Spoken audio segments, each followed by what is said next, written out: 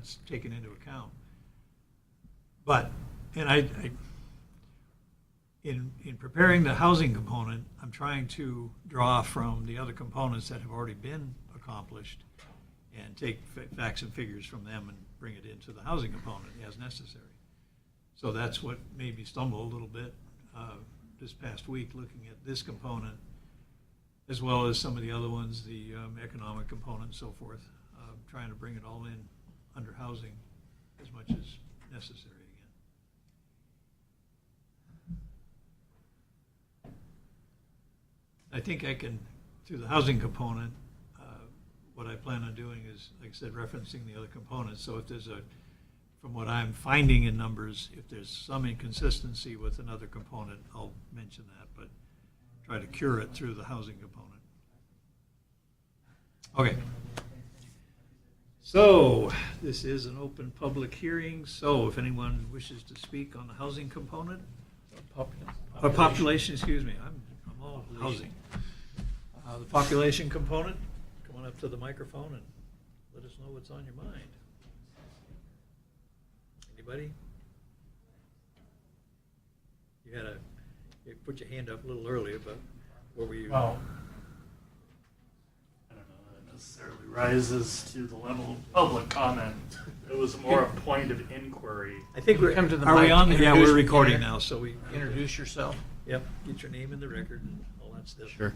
Randy Stoltz for the record. The population data, I was wondering what census that data was drawn from, whether it was 2010 or 2020. I The believe bar graphs and other most everything displays. is 2020, as that information just recently became available here in the last 6 months anyway.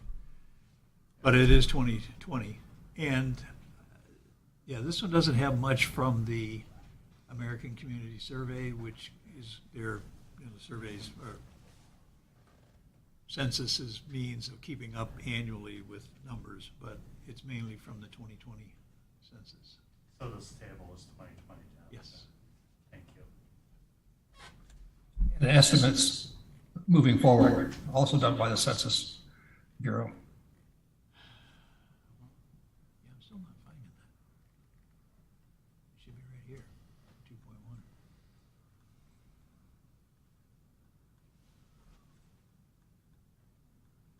Yeah, because in here, it's on page 10, for the north region, for Idaho.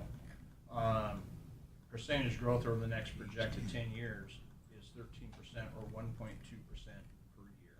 Yeah, Which is right. And I've looked at that further. I think it's, well, it says 1.2. I found one that said 1.26. I think in some of the census writings. However, I mean, that's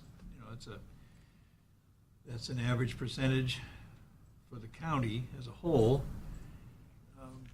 One thing that we've talked about over and over again in our comprehensive plan discussions is that 67, 65, the Land Use Planning Act, outright states that each jurisdiction's comprehensive plan only applies to the area of that jurisdiction. So a county only, unincorporated county; a city only, the city. Population, it is instructive to look at the whole county, but then it's necessary then to break out that, like Alan said, you can get the population data for the cities and just subtract that from the county whole, and therefore you have the unincorporated population. And that's the basis of any further recommendations or goals, policies, or whatever, ultimately ending up in county code, if that's the case. So, and from Department of Labor, they did that table that shows north, south, east, and west of Idaho and all that. North, I believe, their version of north is the north 10 counties of the state. So that's a pretty diverse area and diverse population and et cetera, et cetera. So that doesn't really indicate what's going on in Bonner County, let alone the unincorporated area of the county. So, all right, so, I'm just looking at these paragraphs where Matt pointed out back here in whatever, page 10, 11. yeah. You know, if Idaho Department of Labor has got a growth rate that they're projecting for the state overall, Yeah. which is that 1.1% number, and now then they go on to say that they expect that 62% of that growth is going to happen in southwestern Idaho, basically the Boise area. What page are you on? I'm on now page 11. What is this? Page You're on 10, 11, actually, 10. towards the 10? bottom of 10, underneath. Oh, yeah. Underneath table Underneath their 3. table, yeah. That paragraph underneath table 3. Oh, yeah, there it is. I'm thinking there would be a way. I mean, and it's not perfect, obviously, because every county is going to have its own unique growth rate, no doubt, at the end of the day. But there'd be a way to look at the 62% that's accounted for in the Boise metropolitan area and discount the 1.1% annual growth rate and apply that here. And, you know, we just say, look, this is the Idaho Department of Labor projections. It's not a projection we're making, but it's what Idaho Department of Labor says. Yeah. It's, you know, they Well- I assume they've done some analysis of it and it's got some basis in fact or reality. And we probably could come up with a projection. I'm not sure I would want to, as I said earlier, I'm not sure I'd want to take that out 10 years because I think too many other things change over a 10-year period. But if we wanted to take it out 3 or 4 or 5 years and say, here's a reasonable expectation of what might happen in the near future, and we'll continue to watch it as time marches on, and if we need to make some course corrections because it's dramatically higher or dramatically lower, we can do that. Does that feel like something we should do? Or we could even just apply the be simple-minded about it and just apply the 1.1% and carry that out and see where that takes us. I think it's going to be awful close. Yeah, so, We still, with public comment, yep. are we asking for anyone else? Yeah, if anybody else has any comments to make. If not, we now's the can time. close that and Otherwise, yeah, we'll close it to public comment and just open for our deliberation, because one option tonight is we pass this on to the Board of County Commissioners as written, as our recommendation. We can certainly amend it and come back for another public meeting, public hearing, if we choose to amend anything in this. Otherwise, it goes as written. So, hearing no further public comment. Come on up. Oh, well, now we, Well, Can I officially just close it or not? once again, Randy Stoltz for the record. I'm not sure if there's still an Idaho Department of Labor economist working out of the Coeur d'Alene office, but at one time there was, and that data usually was a lot more relevant to what was actually going on up in this part of the world on the ground than anything coming out of Boise. And so I would invite your attention correct. to I- Catherine Tacky or whomever Well, or is down there now. Olivia or whoever it is, you're right. I am going to, tomorrow, I'm going to call Sam down at the Boise office, and He's in Coeur d'Alene. he's in Coeur d'Alene now? I believe so. Well, he might, okay, I'm going to call Sam anyway and talk with him about the whole thing, just because I'm needing more information for the housing component, but in general population as well. What I'm searching for, Well, hearing no more, no further public comment, I would like to speak in favor of passing this population component on to the county commissioner.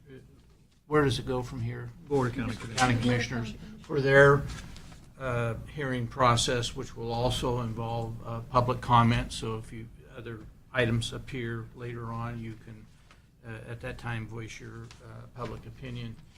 I just think there are so many variables that can affect population. Someone may decide that this is the place, as they have in the past, to build a factory or start a business and hire a lot of people, which will necessitate people coming into the community, or the opposite of that can happen. So I think, again, historical trends have shown us relatively stable growth rates, and again, with the caveat that perhaps at some point we can be mindful that the Planning Commission in the future be reviewing these documents on a periodic basis so they stay current and relevant. Otherwise, poor decisions are made on old information, which is some of the things that we're dealing with in other components here. So I think this is adequate and appropriate to forward to the county commissioners.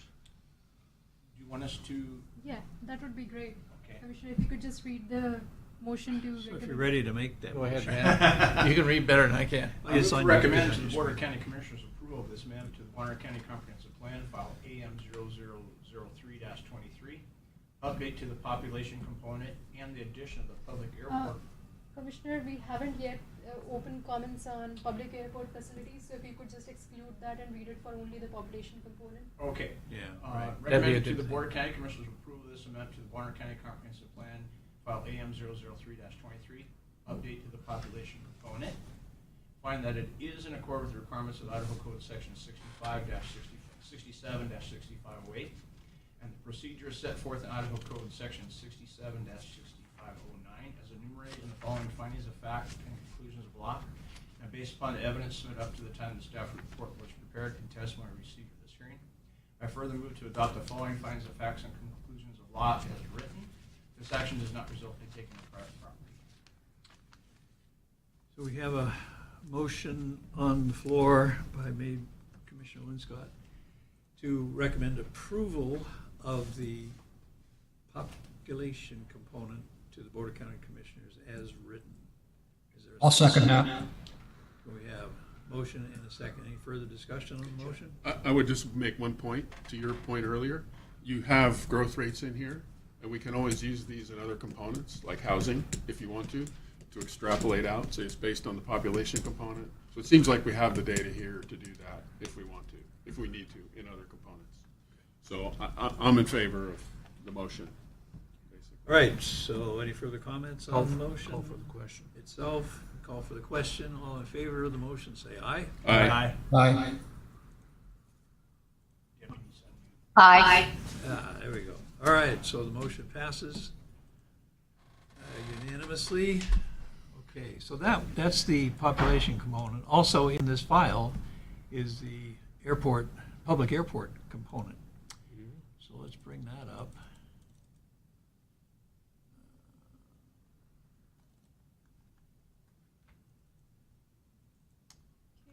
Here it is. Where'd it go? There it is.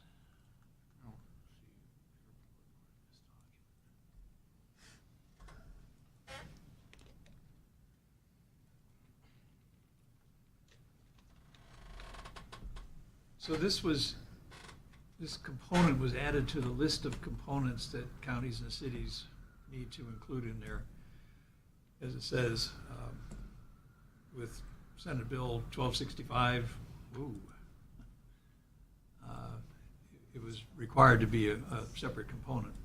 In the past, there was some acknowledgement of public airports in the transportation component, but at that date cited there, the legislature felt it should be a separate component. And that was in 2014. So here we are with a separate component. One thing I want to ask the staff in that list of agencies that was notified of this action, that section in the state code specifically says that the manager of the airport shall be notified of a comprehensive plan amendment. And I think the airport was on the list, the airport manager.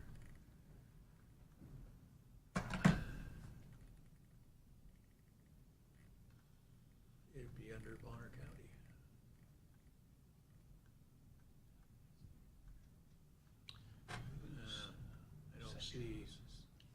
I don't see Bonner County Airport Manager.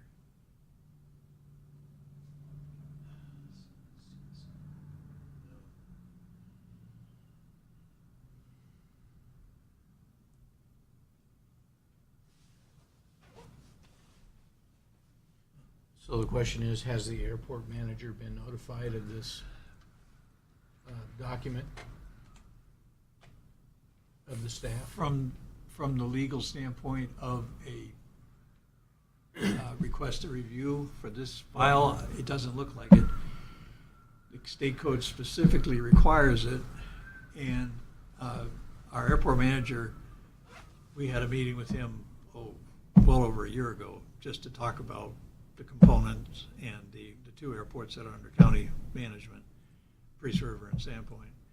And he had a lot of discussion, he had a lot of good input, which was included in the component as much as I could remember from discussions, but, because I was the one who wrote the component. But not seeing his, even an acknowledgement that he received a request for review, I wonder if this should proceed.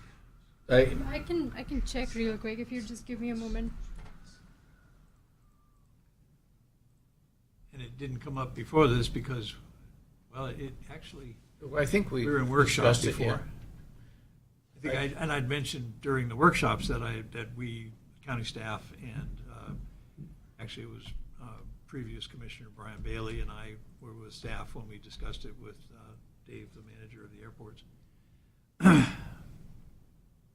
Well, I concur with your comments and your concern, and believe that staff should, in fact, be notifying the airport manager of this document and seeking a public comment either in writing or before this board, before a decision is made, or any further actions be taken with this document until we hear from the airport manager comments or no. Yeah, right there, the second bullet says it requires in 6509, 12, 15, and so forth. Planning and zoning commissions notify the local airport manager when recommending, adopting, or amending, which is, like it says, right out of. And I don't think there's anything further. Well, that solves that.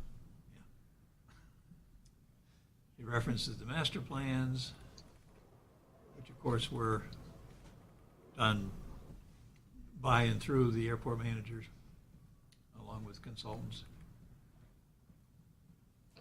However, Don, I've got a question. okay, This is Debbie.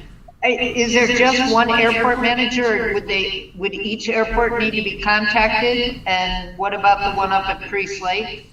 so the airport manager for the county's airports, Priest River and Sandpoint, is one person. The Forest Service, I've talked with the Forest Service. There is a person, but believe it or not, I could never get in touch with that person. Left messages forever.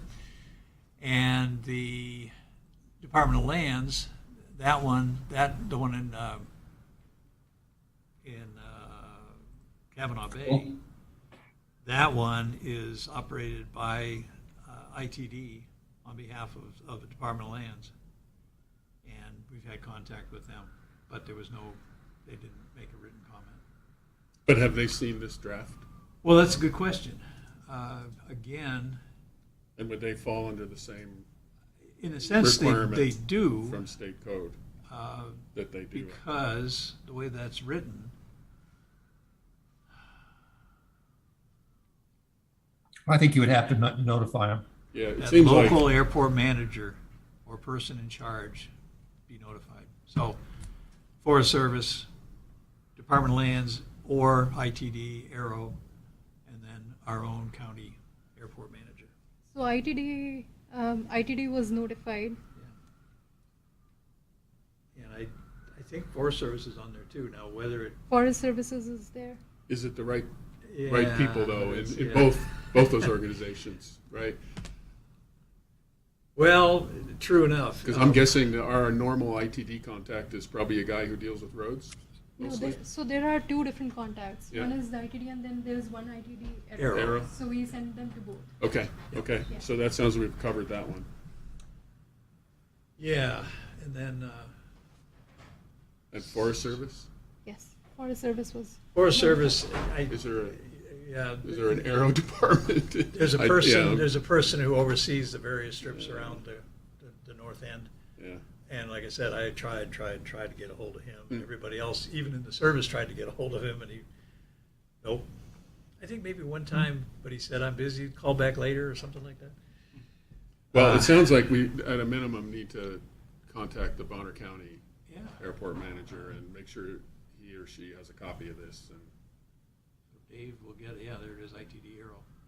yeah, okay. For some reason, I just read here and I thought for some reason the city of San, well, I call it Sandpoint Airport, only encompasses the city of Sandpoint. Yep. So I don't know It's if we not. would necessarily have to. I don't know. And especially where Dave didn't acknowledge it, didn't make even a no comment. I would expect him to make some comment, like he supports the component or something along those lines. It's wholly within the city of Sandpoint, Right. except for the flight paths. Yeah. I think Yeah. some of the approach. It does extend and out takeoff into the paths county. extend into the county. Right. But the manager is a county, it's managed and run by the county. Exactly. So if the state code says you gotta get a up or They gotta be down notified. comment, That's they all gotta it be says. notified, All it says is they then gotta I be think notified. we need to notify him and give him a chance to put his 2 cents in. So, okay, that being the case, we can still do that. Commissioners, just to clarify, who all do we need to notice except those that have been noticed? Just the county airport manager. Manager? Okay. Yeah, Dave. Because we can assume that the ITD Aero got their notice and Forest Service got theirs, whatever they did with it. Yep. Yeah, it's in the back of some lumberjack's pack. Anyway, I think you can still have public comment though, Don. yes, I'm going to continue with public comment. So at this point, having done all that stuff, anybody wish to comment on the airport, public airport component? And realize, again, public airports. Yep. Mark? Mark Lynn Scott for the record. Our Wonder Twin ESP is working because you made this same comment. I was going to question in regards to I think of Sandpoint Airport. It's owned by the county, confines within the city limits. Cities currently going through their comp plan have we had any kind of, the county had any kind of feedback from the city of Sandpoint, what their comp plan, what they're proposing for the airport and expansion. I mean, it should kind of dovetail into what they're doing. As far as approachways and things like that. Well, those flight paths are all mandated by FAA, Right. so. Yeah, and it really didn't, I don't recall that what they're coming up with. It's more the land use around the airport. Yeah. Which certainly is. When you look at ITD Aero's Guide to Land Use on or adjacent to airports, that's what they're using to work their zoning and heights and all that stuff right around the airport. Within the airport, that's the master plan that the county has for within the airport for development. It still has to have a building permit from the city of Sandpoint, but And Coming from a previous county that had joint ownership with the city of that county, I do understand, and then subsequently the county backed away, but we still had comment because the FAA overlay zones that exceed the physical boundary of the airport do have impact upon not only city of Sandpoint, but also more likely Pend Oreille.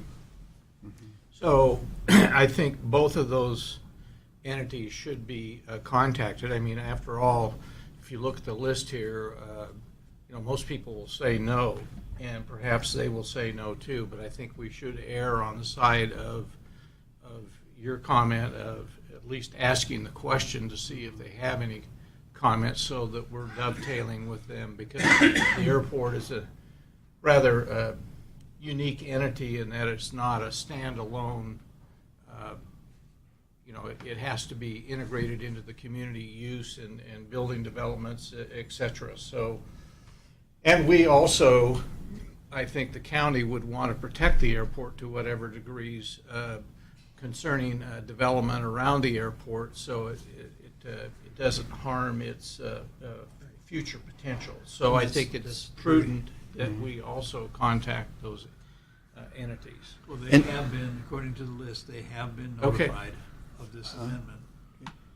In kind of in reverse of that, when they put their airport component out to public review, the county needs to comment on it because, like Mike just Our said, airport. whatever the city decides to do around the airport may have an effect on the operation of the airport. And that's the county's purview to protect that, so. And so it's not just, this is kind of regarding all airports within the county as far as I understand. And one of the questions I thought, because when Dave brought up the FAA and their rules and guidelines, there is that one airport, I don't know if it's still in operation. It's northeast of Athol, and that their flight path would come into Bonner County for that landing. It's not the old Henley Aerodrome, but the other one. I'm trying to pull up the name of that airstrip. Do you know? Yeah, Hackney Airstrip. That is Athol. I mean, that is Silverwood. No, the Hackney's Hackney is on the east side of Highway 95, and its flight path goes out kind of over where Grant Hill is. It's not a public airport, though. No, I don't know if it is public. That's a very good point. So there's only public Only airstrips. public. Okay, thank Now, you. if we got into private, we'd be here for Right. months. Yeah. Okay, thank All you. the private airstrips that are around. But it's interesting because I asked that question early on, well, what about all those private airstrips? Don't they count? Yes, they do. FAA has absolute control over those. They have to do the same thing, but they don't rise to the point of public review in that sense, other than a conditional use permit, and that's where that comes in. You review the FAA stuff through the conditional use permit. I have a quick question back on the last screen. What is ITD Aeronautics? It's just that, it's a division of the Idaho Transportation Department, the Aeronautics Division. They have, by statute, they have regulatory control over the public airstrips around the state.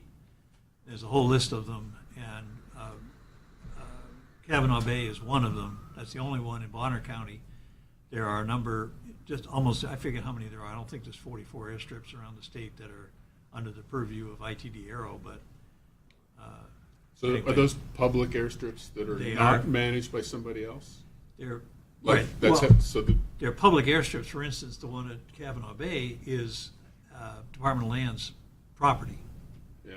The airport, because Lands doesn't have an aero division, so they said, okay, sister agency, can you You take care of it for us, yeah. And that's what most of them are around the state. So that's not as sufficient as actually contacting the airport manager. No, and and they are considered the airport manager for that particular airport.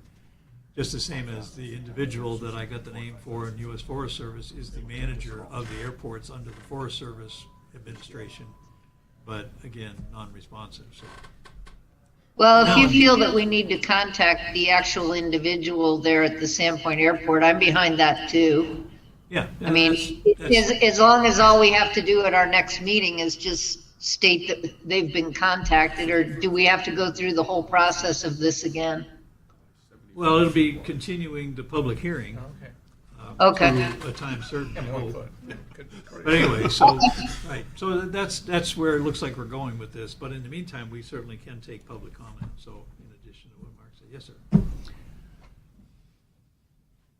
Hello, Kevin Heiss. I'm an airport user at both airports. Is there a docket we can review? We don't know what we're commenting on, or is there, can you give us a summary, or was there a document released prior to this so we know what we're commenting on? Yes. Thanks. This document that's up on the screen, which is available online, if you go to the county website, the planning tab, and then there's a great big thing, you can't miss it, comprehensive plan update. And it lists all the components, what the status is, and it shows existing component or a draft or proposed to call, so you can open that up and look at it. It's, yeah, we're getting, there they are. So this is what that page would show. So when you go all the way down to public airports, there it is, and there's suggested update for airport facilities. Looks like you're seeking comment on facilities. Yes. So it is, so again, it's following the guidance that's in the Land Use Planning Act in the state code, what it says, what it says is required in that component to review.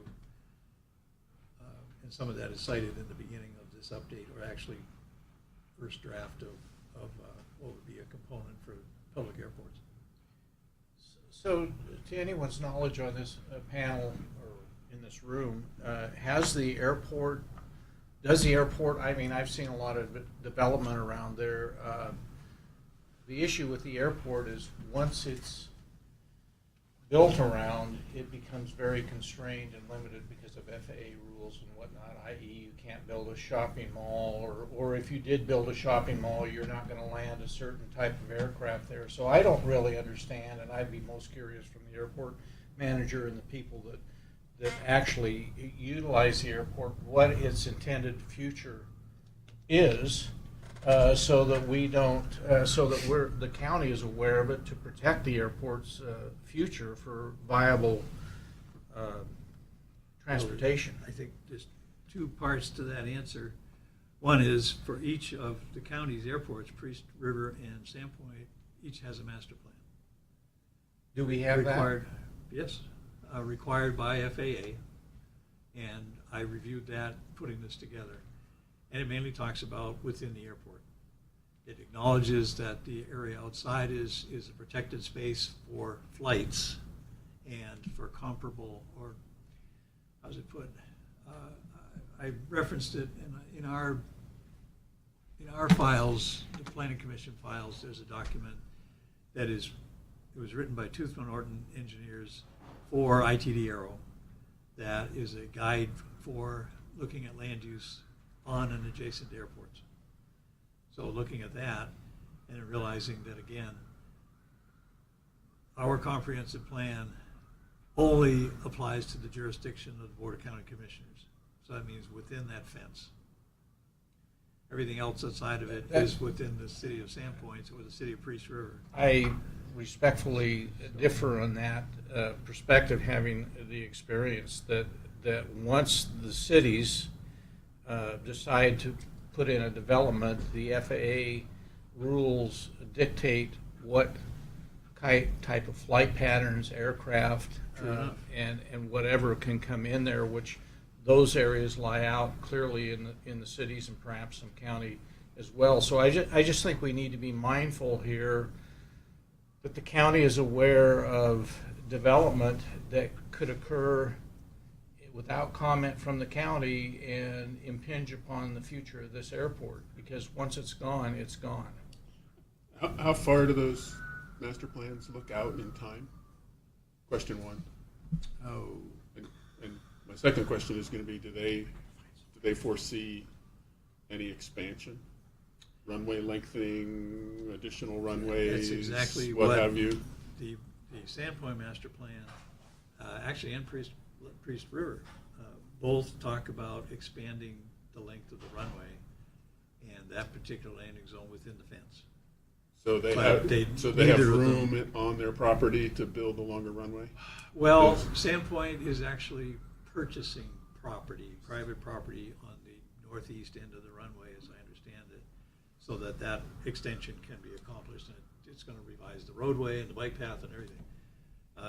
It's not a huge amount of property there, just enough to get everything clear.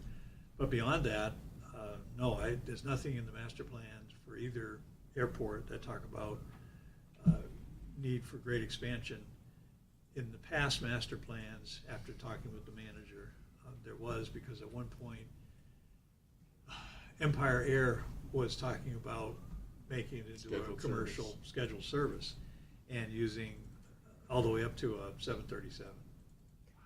Which needs 7,500 feet. Exactly. So that's part of the reason for it, but the conclusion was the terrain and the ownership and environmental concerns, it's not going to happen. Either one. It's very interesting. Sandpoint, south of the runway, it's all residential as far as the river, then it's the river. Priest River, it's the same, residential and commercial, and then you got the river. North in Priest River, you got the river as well, the Priest Priestburg. How So many, it's- how many years ago was this? They were contemplating a 737 in there? Oh, back in the 90s. Yeah, so they Actually, in would- the 80s and 90s. They wouldn't do that. No. They would, if anything, if any scheduled service came in there, it would start with an RJ. would be my prediction. Well, actually, the proposal was to, if I Maybe remember even- right, maybe even to a do turboprop, 727s. Well, Actually, they don't fly anymore, so. actually, it's not going to happen because if any commercial airliners that are flying 737s, if they don't have an 85% fill rate, they Yeah, don't even yeah. look at it. I don't think the I mean, it's market. not So that's probably think not going to market's happen. there. What I'm more concerned about is as aircraft changes. I mean, I just want to be mindful here for the community that we, and I think this plan right now is in that direction. I'll feel more comfortable when we hear or not hear from the airport manager. Is I'll this leave it the at that. master plan for, This is land use guidelines. oh, from that's the land ITD. use guidelines, okay. From ITD. So this is what I referenced from ITD Aero, put together by Toothman Horton Engineers. It's the guidelines for land use compatibility, all the way to checklist and everything. So this is what the airport would use, and it's also what the city of Sandpoint is using for what is compatible. So, You know, I'm gonna speak out loud here so everybody can hear me. Sure. You know, I pulled this case, I think I made it before, so it's a case that the Idaho Attorney General has placed in his Idaho Regulatory Takings Act guidelines. It's Work versus City of Caldwell. The Idaho Supreme Court held that height restrictions which limited use of private land adjacent to an airport to agriculture uses or to single-family dwelling units was an unconstitutional taking if no compensation was provided. The court held that landowner's property right in a reasonable airspace above his land cannot be taken for public use without reasonable compensation. So we got to be careful if we're talking about that glide path or that flight path that extends out there that say, well, we shouldn't put a mall out there. We probably shouldn't be doing that because we've got this court case right here that says we should not be limiting land restrictions. It's something that the land or the airport can go out and compensate for. Yep. But we should not be limiting the use to single-family residence or agriculture uses because it creates an unconstitutional taking. So, we're still in the public comment portion here, so anybody else, let's get back to that and hold that thought, because we're almost getting into deliberation. Any other public comments? If you got something else to add to it, now's the time. Kevin Heiss again. I hesitate bringing this up because I don't recall the details, but to what you're speaking of, the city of Sandpoint did have that issue on the northeast corner of Sandpoint Airport where a gentleman was trying to sell some property, I believe he wanted to put in high residential. They came back and said no, it was going to cost funding, et cetera, et cetera, et cetera. I don't recall the name of the property or the details, but yes, second what you're saying. Okay, and just to comment on that, see what's here on the board now? They're called grant assurances. FAA grants money to public airports for certain things, all kinds of stuff. Hazard mitigation funds, improvement funds, operational funds, all these things. But it's interesting the way they stated it, and this is out of federal code. Grant assurance. We're going to grant you money, but here's the strings attached. You can't do this, or you're in jeopardy. If you violate this grant assurance, you're in jeopardy of losing federal funding. Now, how that goes against the Takings Act is because you read some of these things, and it plainly says, watch it when you adopt zoning codes and laws and building permits and all this kind of stuff. So how do we manage So- that, given that the adjacent lands are in Sandpoint and Pend Oreille? We and- rely and on we those don't- cities. We don't write those zoning codes Exactly. or administer those land use That's what I said. regulations. So the community I was from this is what happened is we built the airport into a box. Yeah. Back in the 40s when it was first started, it was all county and it was all open and nobody even knew where the airport was. Typical. But story. as time went on, we found someone woke up and said, well, we can't do this. We can't expand the airport because there's already development there. So you have to be mindful of that, like under the state assurance that these things, all of these things that we're talking about are very relevant.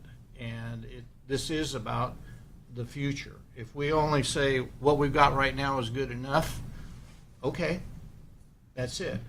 And you can build in and encroach as much as you can as long as you don't infringe upon the existing airport and the overlays.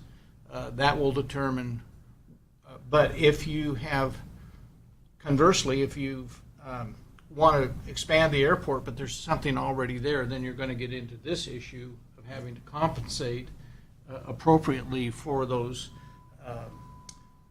allowances that were allowed to go forward to be developed. So, which becomes very costly and problematic.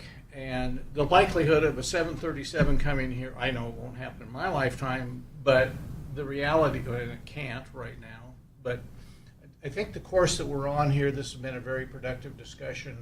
We need to hear from the airport manager or other community members concerning the airport. And so I think, you know, I don't know where we are in the process of this draft, but We're at the I think public we should be hearing process cautious. to pass it on to the Board of County Commissioners. Yeah, I'm not prepared to do that right Okay, that's the bottom line. now. Okay. All Well, right, I think we already so- decided we can't do that until we Right. get, until we notify Right. the So, the but we Bonner took County public Airport comment, manager, so- But just to, okay, now, so I'll put an end to the public comment for this hearing.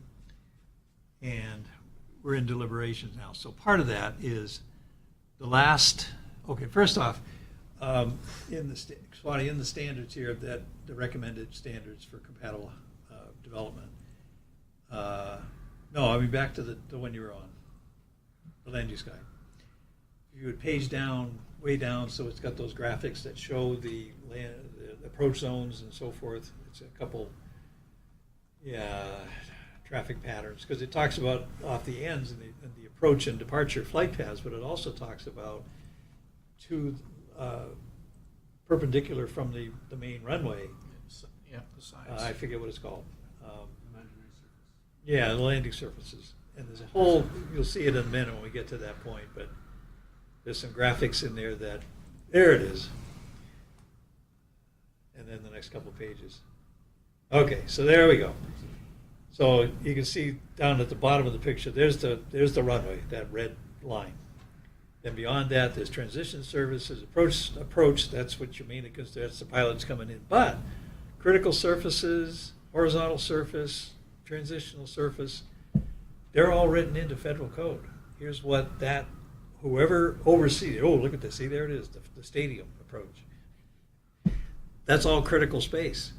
And it's interesting because, for one thing, the datum of the airport, that's the elevation of the airstrip, that's the datum that all this is charged by.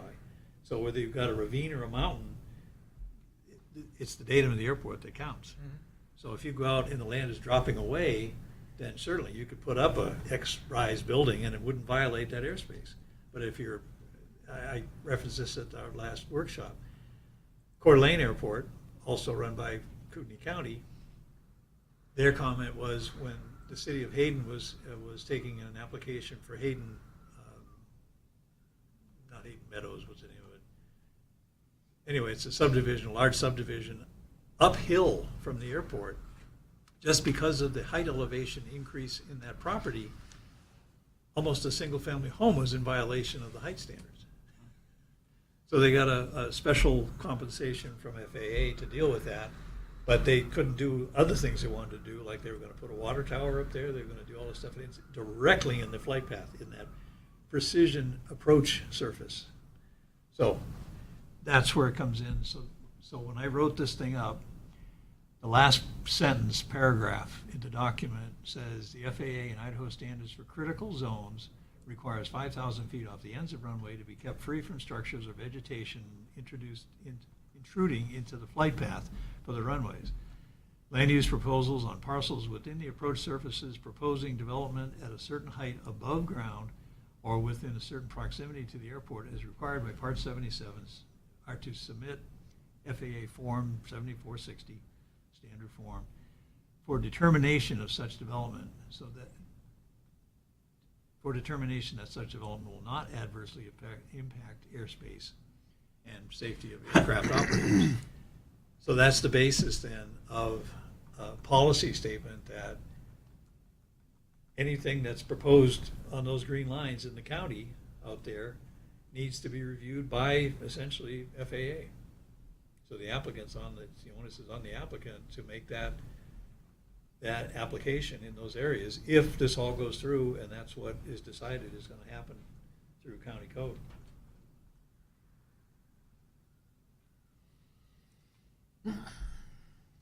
It seems like, and I don't remember, it's been too long since we looked at this, but it seems like another policy or goal or objective, maybe a policy really that we ought to have, given that the surrounding lands are all incorporated, Sandpoint, Ponderay, what have you, that there ought to be some policy of, since the county operates the airport and manages the airport, there's got to be some policy of coordination Yeah.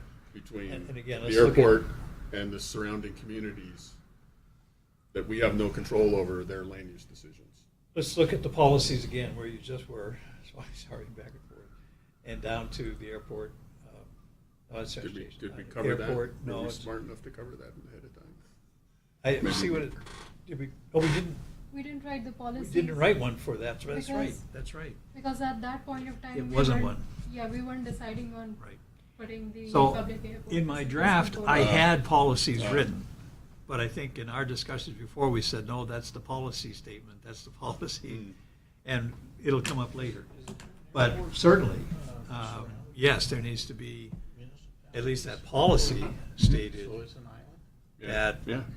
the So, county needs to, one, review the other jurisdictions with that land development responsibility around the airports, to conscientiously review those proposals so that we can protect the airports, and also that they will know about any proposed amendments that we have. Or changes to the airport that would Or, affect their right, land, or which affect they their- have to- their land use decisions. They also have to, that's in the master plan, that they must talk with the adjacent, or the Yeah. surrounding jurisdiction. so just to throw another rock into the pond, which is probably dry by now with all the rocks in it, but we had the situation again where the airport was originally all county. Then it became partially surrounded by the city. So the city and the county made an agreement back in the Dark Ages to jointly own the airport. And then in 2010 or so, it's not relevant, the county decided, because of the complications of having joint ownership, released its ownership because it was surrounded entirely by the city. And for $1, we got out of a lot of headaches. So these are some things that the Pawnee County Commissioners should also think, which is, I think, part of this comprehensive plan that we also should include or alert people to in the future, that, the fact is, it's surrounded now by cities. It is in the county's interest to continue to operate that airport? That'll be a question I'll ask the airport manager, I guess. And that has been discussed They probably time would and say time yes. again, because the same situation was here. Both Priest River and Sandpoint were totally separate, way out in the county. And over time, the properties were annexed around the airport. The airport was annexed. It's in the city. I mean, you have to have a building permit from the city to do something on the airport, but it's owned and operated by Bonner County. I'm not familiar, is that the case with Priest River Yep. Airport as well? Yep. Okay, so there's a lot of fun things one can consider here. And again, that in the past, that road has been traveled a few times because of that question, but it always comes back. This is of economic benefit to Bonner County to maintain and operate the airports. Yeah, so be it. I mean, I'm not recommending that Bonner County not. Now, granted, get a control. future Board of County Commissioners may decide otherwise, but at this point, and I think the master plans acknowledge that these are to be continued operation and ownership by Bonner County, so. I'm not suggesting otherwise. All right, so. So Don, it seems to me that since this has got to be continued, maybe you should put together some goals, objectives, and policies for this component. Okay, I can bring back the policies again. Now, that being the case, I'll move that we continue this item for a public hearing. But here's the question. Right now, we're in public hearing mode. Do we continue it to a public hearing or to a workshop? I would continue it to a public hearing. So. Did you say, Alan, did you say to a public hearing? Yeah. Yes. I concur. So, commissioners, to be able to notify the Bonner County Airport Manager, we need at least 15 days before the hearing. So, if we were to take it to, then if we were to continue the hearing today for this component, it can happen on 21st of March. And then, if you want to have a workshop for this on 7th of March, that's possible. So you could have a workshop and then you could continue it to. I think we've crossed a line here in my sense. I don't know if this is what Alan is thinking as well as, once we've gone through the workshops and we go into public comment, we should stay there and not go back and then come back. We're in a public comment period. I think the board is, the commissioners here are comfortable with just asking for further public comment, and after that, we probably could be comfortable with continuing and bringing this to resolution. So I don't see a need to come back to a workshop.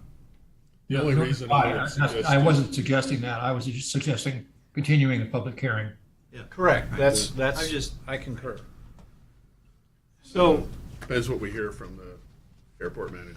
yeah, If there's nothing substantive, then I would agree. I, If he wants to make a lot of changes for some reason, we can always have a workshop with public comment. Right. true, but we're going to continue this to date and time certain for a public hearing. Right, so the question is, yeah, so the hearing, I think what Swati's saying is, we can't do a hearing at our next meeting. 'cause we No, don't it'll be have- the 20 We don't have time, so it'll it'd have to be be the the- meeting after that. And if we It'll be the wanted to, 21st. we could have a workshop in between. We could have it on the 7th. Yeah. We If could we actually wanted to. even schedule that on the 7th as well. It's not obvious to me we need to, But, right now. but- and even if we do schedule it, just We wanted for to. having it on the agenda, if we don't have anything for that night, we can dispense Right, with it. yeah. You So don't let's go necessarily ahead. have to I would discuss it at a- suggest a motion that would do Mr. Chairman, both. Commissioner Lynn Scott, I move to go ahead and postpone this to a date certain of March 20. To continue the hearing for this particular component of the comprehensive plan. So moved. And of the, what was this called? The Public airport component. public airport facilities component to a date certain of March 21st,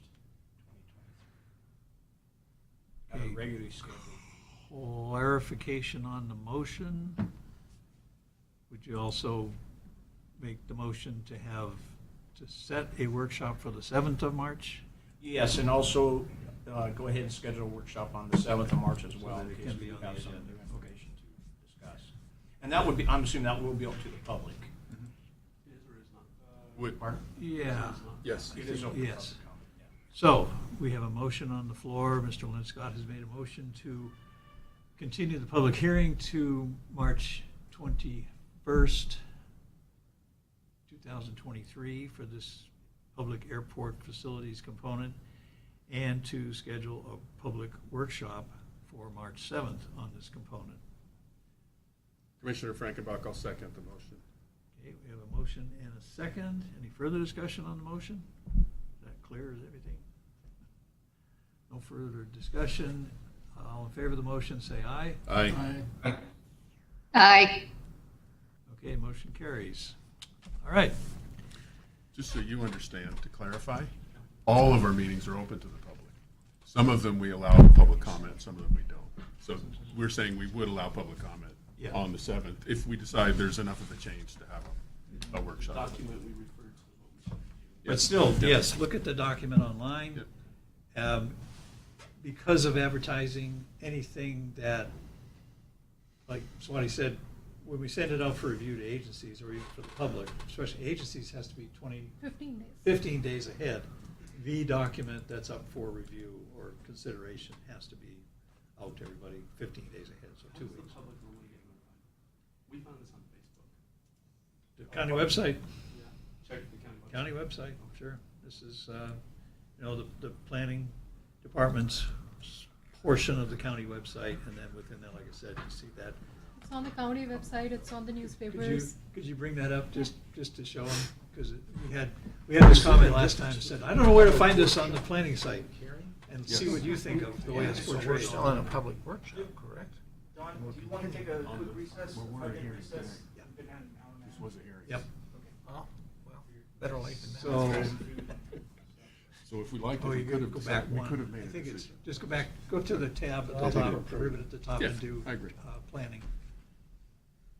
Yeah, okay, now page up a little bit. Can you find where the comprehensive plan update is? I'm being facetious. But there are people who said, we don't know how to find it. Be nice. Okay. All right, so there it is, and you just go to the date. Anyway, there's ways, plus what's listed down below. I think you are being nice, Don. Oh, I didn't hear any sarcasm there. Okay. No, they're just lucky I'm not there, then they'd hear sarcasm. Aha, okay. All right, so let's take a 5-minute break, since we've been at this an hour and a half, so. It's now at 5:58, almost 6 o'clock. Cool. Check the weather. Recording stopped. Yeah, it's howling out there. I don't need to check the weather Boy, report. our I can vice hear chair it. is a little more generous with that. The wind's whistling through the window. More than our chair is a slave driver. I was gonna say, Hope Alan's there goes not your hearing this. population. You need to take the wind and this weather into account. You should drop. Yeah, it's gonna be worse when you walk out tonight than when you walked in. Yeah, yeah. The temperature is just dropping like a rock.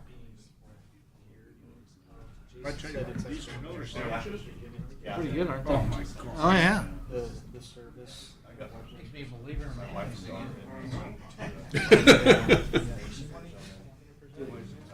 You're good. Okay, we have sarcasm of our own too, just. Yeah. We'll share that over a beer instead of example. That's probably prudent.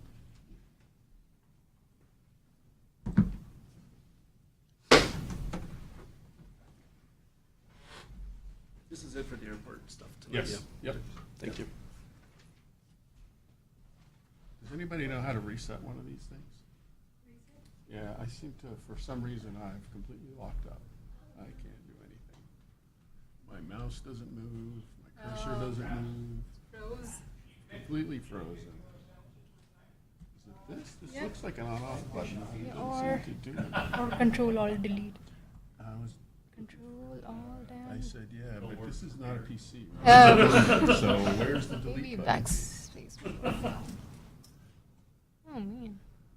There should be a delete somewhere, I right? don't think it has. Power outage. Where do you It's not, it's a Chromebook, right? It's not I'm out a- behind the fairgrounds. It's not a Okay. full Windows laptop, I don't think. The family doesn't own any property like that. Oh, No, shit, we've still, backspace. mom's still got like 32 acres out there. Control alt backspace. But 2 years ago, Doesn't 3 work.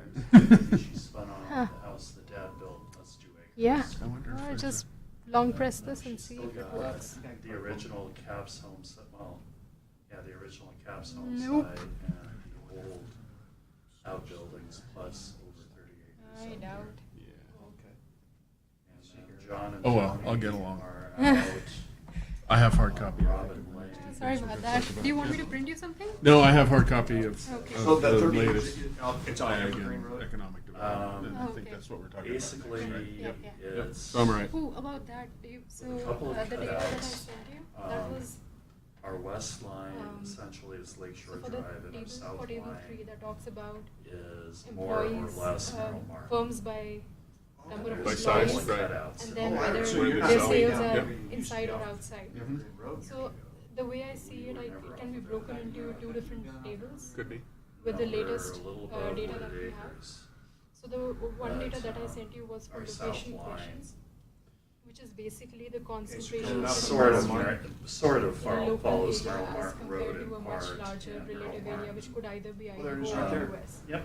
So if we, so And the in way that part, location questions data was organized there's was a by weird industries. little North American chunk industry of classification system. So yeah, for, say for, median acre for plus or construction minus. industry, if the location question is 1.5, that basically indicates that the construction industry has a potential to export. Oh, yeah, you got a little services. chunk on the other Anything side of the over house. a ratio of 1.2 indicates that there is a potential for export. Anything less than 1 is like importing. But that's looking at it, I assume, at the Well, yeah, no. national level?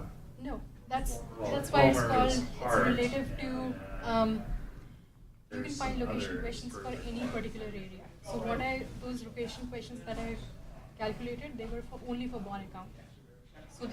So it says, what it tells you is the concentration of construction industry in Bonner County relative to US or relative to Idaho, whichever you prefer. Like if, for example, if it says, I think I need a pen and paper. So, for example, say the total number of industries in US is say 1,000. Construction industries in US is say 500. Total number of industries in Bonner County is 50. And the total number of construction industries in Bonner County is 25. So the location question in that case would be the ratio of construction industries over total number of industries in Bonner County over the ratio of construction industries over total number of. Yeah, but so what it you will want, be you kind of, 25 by 50 and over 500 always, each piece of equipment has this by different, unique 1,000. feel. Oh, And you yeah. have So to this gives a kinda get, concentration you know, of construction down here is where you industries really in Bonner think, County yeah, relative to what your US. gut's doing, so. But Okay. I've always loved running. And if this ratio that's fine. is greater than 1.2, generally, that's a It gets generally sold after a speaking, full day. it indicates Well, it indicates that there is a machines greater today possibility of A exporting whole lot construction different than they were services 50 years outside ago. of Bonner Back then, County they to just put other you on a steel areas. seat and said, okay. It Okay. could be anywhere in US. But if this ratio is less than 1, then it's all import. Okay, so now we're looking at the numbers. So somehow to fulfill the needs of Bonner County, we are importing services, construction services from outside of Bonner County. Where are we going? We're going to the agriculture, So this is what I Okay. I think. calculated for that. And the other thing would be, it could be calculated for not just the number of establishments, it can also be calculated for number of employers, number of employees, Turn a document. wages. So this can be calculated for multiple things. I think we need I'm to- struggling a bit with why that tells us what you say it tells us. Given the unique geographical situation of Bonner County. Because what, if you read that full report from the outfit in Missoula, you know, one of the things that they point out is one of the challenges here is the geographic isolation, right? And the lack of proximity to an airport and Right. factors like that. Right. And that's going to affect some industries more so than others, Right. obviously. Correct. But I'm just curious why this sort of just basic ratios tells us that separate from the consideration of those unique characteristics, and it's almost really unique challenges that businesses Actually, face our here. county commissioner here would not go. Because it's challenging, I think, to operate a business here that where you're selling your product and services Asset. Agreed. outside the county. I mean, Our you can do it, obviously situation was companies do unique. it, Lighthouse, By the time we great came in, example. it was joint ownership. Kodiak Aircraft, great example.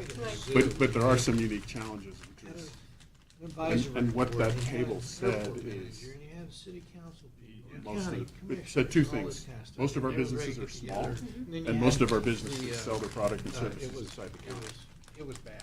And I know the data's old, but my gut tells me that hasn't changed. No, I agree. Right. Well, perhaps I know there's no ownership new 500 and, employee or an larger economic- businesses in the Right. county, You know, because I'd know what they they should were keep if it- they were. There are no Well, of course you new would. ones, When right, they- from the but they're- time. Right. And this is just an example. This, it may not be construction that is exporting services, it could be recreation, or it could be any other industry that you think is doing well in Bonner County that is not doing as So I mean, I well. think what this is saying is if the proportion of a given industry Right. in the local area Charlie McAllister, who got his is wine license from Oregon. greater than that proportion in the country overall, it was just it's a an big indication that you have a surplus of those suppliers here, and therefore they must be exporting. Right. And the converse, if the ratio is of a given industry to the total number of businesses is less than the ratio you see overall, At some point you then they realize, must be importing. man, Right. we've gotten And it into doesn't. How can you do that separate from an understanding of local demand and how local demand? It's not. It's not separate from the local demand. It is based on the local demand because which all one are these we numbers working that you're on? pulling in, Yeah? they are local demand numbers, right? How many establishment related to construction or a particular industry there are in Bonner County? Oh, Or I need to go overall, back to the. all the industries that there are, proposed, including agriculture, construction, recreation, whatever else is I there. mean, I get that it's a figure of, it's what I would call a figure of merit that a census statistician would invent. I'm just not, I'm not convinced how meaningful it is yet, but, Okay. okay. I understand now. I didn't understand that when I just read your email Oh, a few weeks ago, whenever that was. Right at the bottom. Well, I guess maybe we'll talk about it. Yeah. There we go. In this meeting anyway, what we want to do. Get back going here.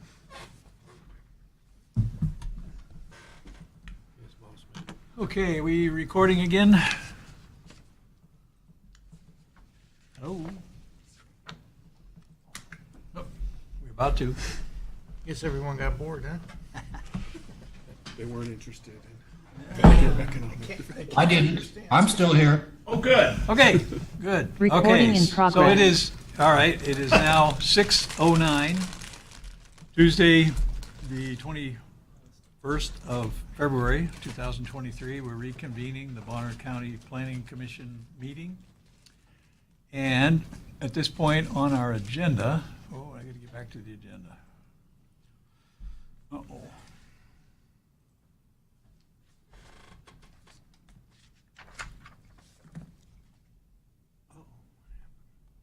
Okay. So we have workshop items scheduled for today.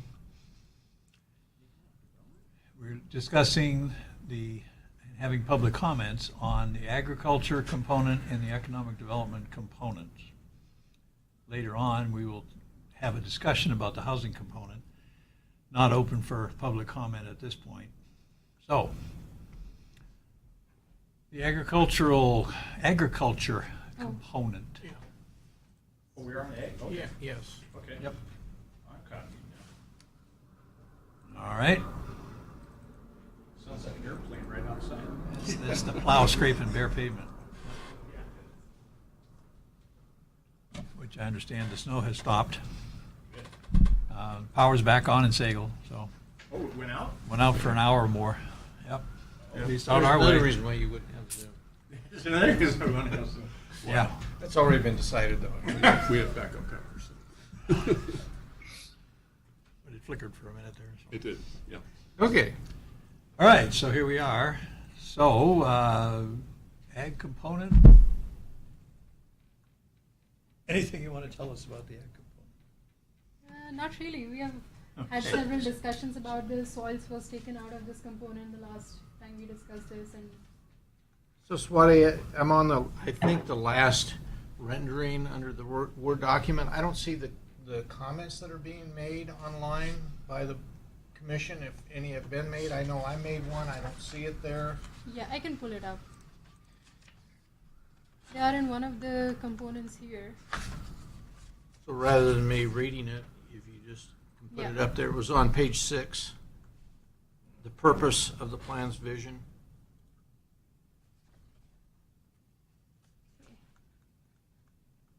Yeah. Under public comments? No, well, Under I mean, proposed. I can just vocalize it. No, I can pull it up here. So would that be on version 10 or Version 9? 8. Version 8. Version 8, okay.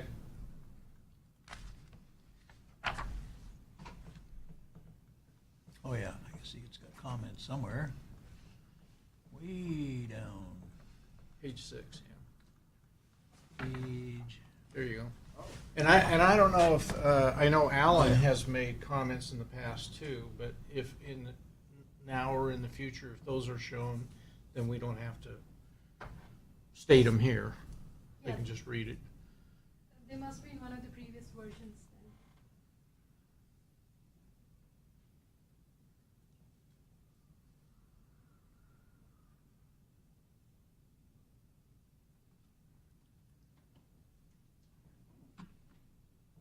You know, because I read through all those comments too. I didn't read this one here, but I read a lot of the other comments too. And I actually kind of like the way it is worded in there, because that's taken right out of, Dave put that right from Priester Old Town's language right there. And if you look through what Dave has here, and all those graphs and everything, it spells out there on graph number 2, a huge increase in farms from 1 to 9 acres. And so I think, and also if you look at our current element, it reflects along those same lines as well. It talked about small-scale farming, I Yeah. think, in the last one. yeah. Yes, and I kind of like the way it reads. So my question to that, or response to that, my question is the word support. I'm not sure how the county can support Small scale. small-scale agriculture, But- perhaps promote or. Well, I'm not sure they can do that either. Again, to me, it's a balance between, I wanted to pull those statements from the sub-area plans, because I want to make sure that guys who worked on those sub-area committees Yep. understand that we're listening to them, Yep. right? So I was trying to be very deliberate about that, on the one hand. On the other hand, the word I think the county can do is they can enable or disable, right? I don't think they can support. To me, that's too strong. I'm not sure they can really promote either. But through land use regulations, they can either enable those things to happen, or they can make it more difficult for those things to happen. So if I was writing that statement, I would have said enable. But I wanted to pull the statement the way they wrote it. And- I'm open to suggestions. Potato, Just- potato, that was my thought process. Probably doesn't make a whole lot of difference, so I'll relinquish and not draw this out. I made my comment, it's fine. I mean, I agree with you. The county can't support, honestly, right? But that is what they wrote. Well, someone might take issue with it if they were a large farm or a developer or whatever, saying how you're biased because you're stating you're going to support, which is what the communities want, which we're charged So to here's how, support. how in the past, wording some of the more recent components that were adopted in 13 and 15. In the text, you make these statements, they're drawn from somewhere, so you're putting them down verbatim. Okay, that's fine. But then, I can't think of which component it was, but the writing was, the planning commission determined in deliberation that. And then you make a statement that we all talked about and said, yes, we could, what was the word you just used? Enable. Enabled developments of this type through county code. And then you write a policy to that effect. Just say, put in county code that criteria for enabling small farms or small whatevers, anything you want. Point of clarification, I took something that our old planning director said many times, which is ultimately it's the goals, objectives, and policies that are the operative part of the comp plan. Exactly. So to me, the way I thought about both the components that I wrote is I wanted to, first I'm pulling from the sub-area plans, because that's really the foundation of what we're doing. But I wanted to write them in such a way that they supported, this is supporting material for the goals, objectives, and policies that we've already written about ag. And it's the goals, objectives, and policies that will determine in the future how we and the county deal with our land use regulations. And I'm not, I would object 3 years from now when this is all done to somebody coming back here and pulling a sentence out of here, out of the body, that maybe, and trying to use that as a key point to make some point about what they want to do with a land use application. I would say you got to look to the goals, objectives, and policies. And that in a way restates some of these things that came out of the comp plans, and I think, based on what we've done, uses better language than some of these. I'd be critical of some of these. Dave, I agree. I agree with you completely. I think we've gotten a fair amount of mileage out of taking quotes right out of the sub-area plans. I know we've used them several times. And the goals, objectives, and policies are in fact the operative document, and we've made a point of that too. And I think there's nothing in those goals, objectives, and policies that's contrary to this. I think they support this. And I think you're right. That is the operative documents, which is why I've asked staff to make sure that the county commissioners, when they're looking at these various components, they have the goals, objectives, and policies at hand. In the last meeting too, it was discussed, and I heard a lot of comments that, well, yeah, that once we get these components done, we should go back and readdress the goals, objectives, and policies. And I absolutely agree. Because I saw some things on the agriculture, on the goals, objectives, and policies that doesn't completely line up with, Well, with this. that's where it's definitely incumbent on us to make sure Yeah. that there's nothing in the text that doesn't agree or it doesn't show up in a policy. If it stated that strongly in the text, make it agree, so that nobody's gonna go back and pick out a sentence or a word and say, well, it says right here. And I agree. We talked about, when we talked about how we were going to go about doing this in the beginning, we did acknowledge that by sort of flipping it around, people have accused us of doing it backwards. We did acknowledge that we may need to go back and review the goals, policies, and objectives at the end and make sure that they are aligned, and they may need to be revised. That has come And we stronger accepted that as over time. sort of something we'll have to do based on the way we've done the process. Because I don't know if you can, can you plug the No, goals, I objectives, think and you- policies? I think we made that clear that we're going to take another look at them when we get through the Yeah, components. I think we did. Well, I think the consensus here That's is not the way it's fair. written is Sorry. appropriate. So, I don't have strong feelings either way, but well, no. I'm just trying to no, share no. my thought process. You know what? We're called to look at this stuff and ask questions. That's what we're doing. So this is good dialogue. Yeah. So there's our goals, objectives, and policies for agriculture. Right. See, because even the number one somewhat contradicts number 3 under goals and objectives. Protect rural character agricultural by retaining large and small scale agriculture and hobby farms. But then number 3 says develop policies to discourage fragmentations of very large productive agricultural lands. Because, and then as we look in these components and stuff, like I said, the biggest jump percentage wise is that 1 to 9 acres. So to me, we need to But did those 1 to 9 acre parcels result from breaking up a large farm? does it, you say? Did it? I'm We sure don't- we don't the know. answer is sometimes. They have. I mean, Probably. Sometimes. Likely. It's There's a very good happened. chance it did. Because somebody either cut off a piece to give to their son, daughter, whatever, Yeah. or relative, and then it got out of the family, and now it's no longer part of the whole regime, but it's there. And So now that you brought up point number 3, which has a negative connotation to it, perhaps it should say develop policies to, support existing large agricultural areas. and how do you do that? Well, I asked that question in 2, and you gave me an answer, so I'm just using I it mean, for number 3. It's just, the whole thing, the goals, a goal is one thing, that's what we hope to be, and then you write a policy to see that that happens. This objective or goal here, though, number 3, is negative. Well, it's positive, positive for those who have very large acreage. I know, If 2 they wanna- negatives if make they a wanna positive, hold it. right? There are a couple ways to do it. I mean, there's probably many ways to do it. One of the subareas, I forget, I don't remember, I think it was maybe Priest River. They had an idea. They thought one of the issues with that is you got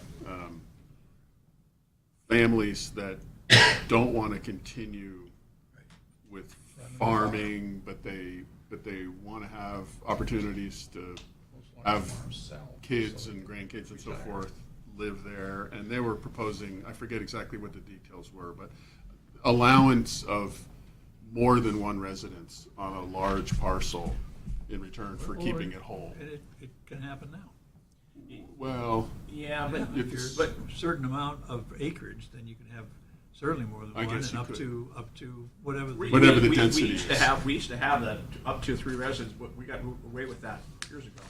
No, it's still there. I thought so. Is it still there? It's Yeah. still Yeah, there. you can have. You have to have the three acreage to support it. residents on a 20-acre place, not just. If it's an R5, if you have a 20 acres in R5, then you could have a maximum of 3 single-family dwelling units. Oh, because I thought we got rid of that for some reason. And if you have a 20, if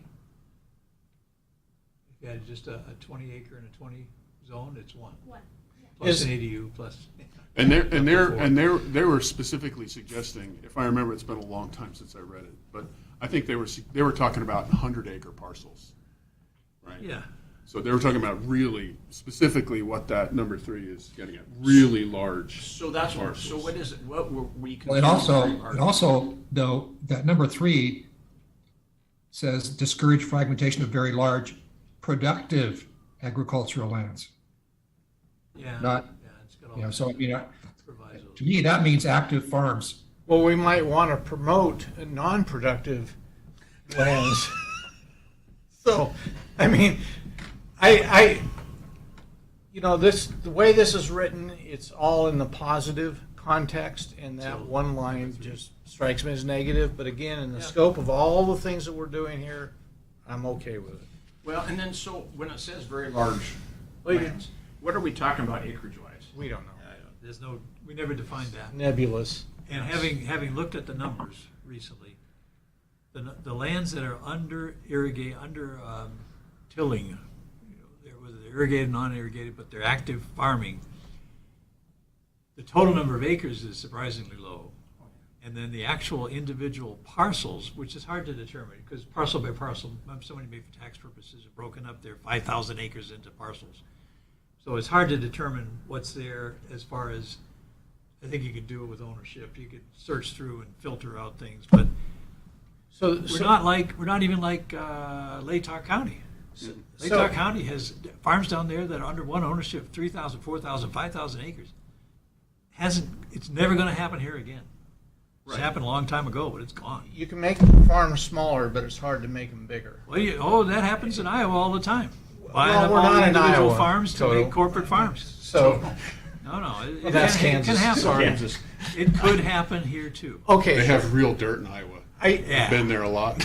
Again, not There's to, no place for I it am to go going downhill to beat to. the horse one more time. I don't know how you develop policies that discourage fragmentation. If a large farm has been in a family for 3 generations and they can't make a living because it's no longer productive, you know what they're going to do? They're going to want to break it down and Of sell course. it. But the principle was maintain it. So that statement could be turned around and say, encourage, or the word we used before, Promote. promote the retention of very large agricultural lands. I would be happy with that. See, that's where reviewing I'd of be these happy policies with at it some too. point. It's in a positive Yeah. context. We're not, yeah. Anyway, but we're not revising that tonight, so. There are other ways to do it. Remind me, Exactly right. I'll talk to you about another one. I'm not going to John suggest. John just got it right. I mean, There are other ways to do it. Alan, just, we're going to look at these goals, objectives, and policies after we get through the component. right. But that's really not on the agenda tonight. No, I it think- isn't. It isn't. So point of order. Well, we're just back so we to where don't lose were.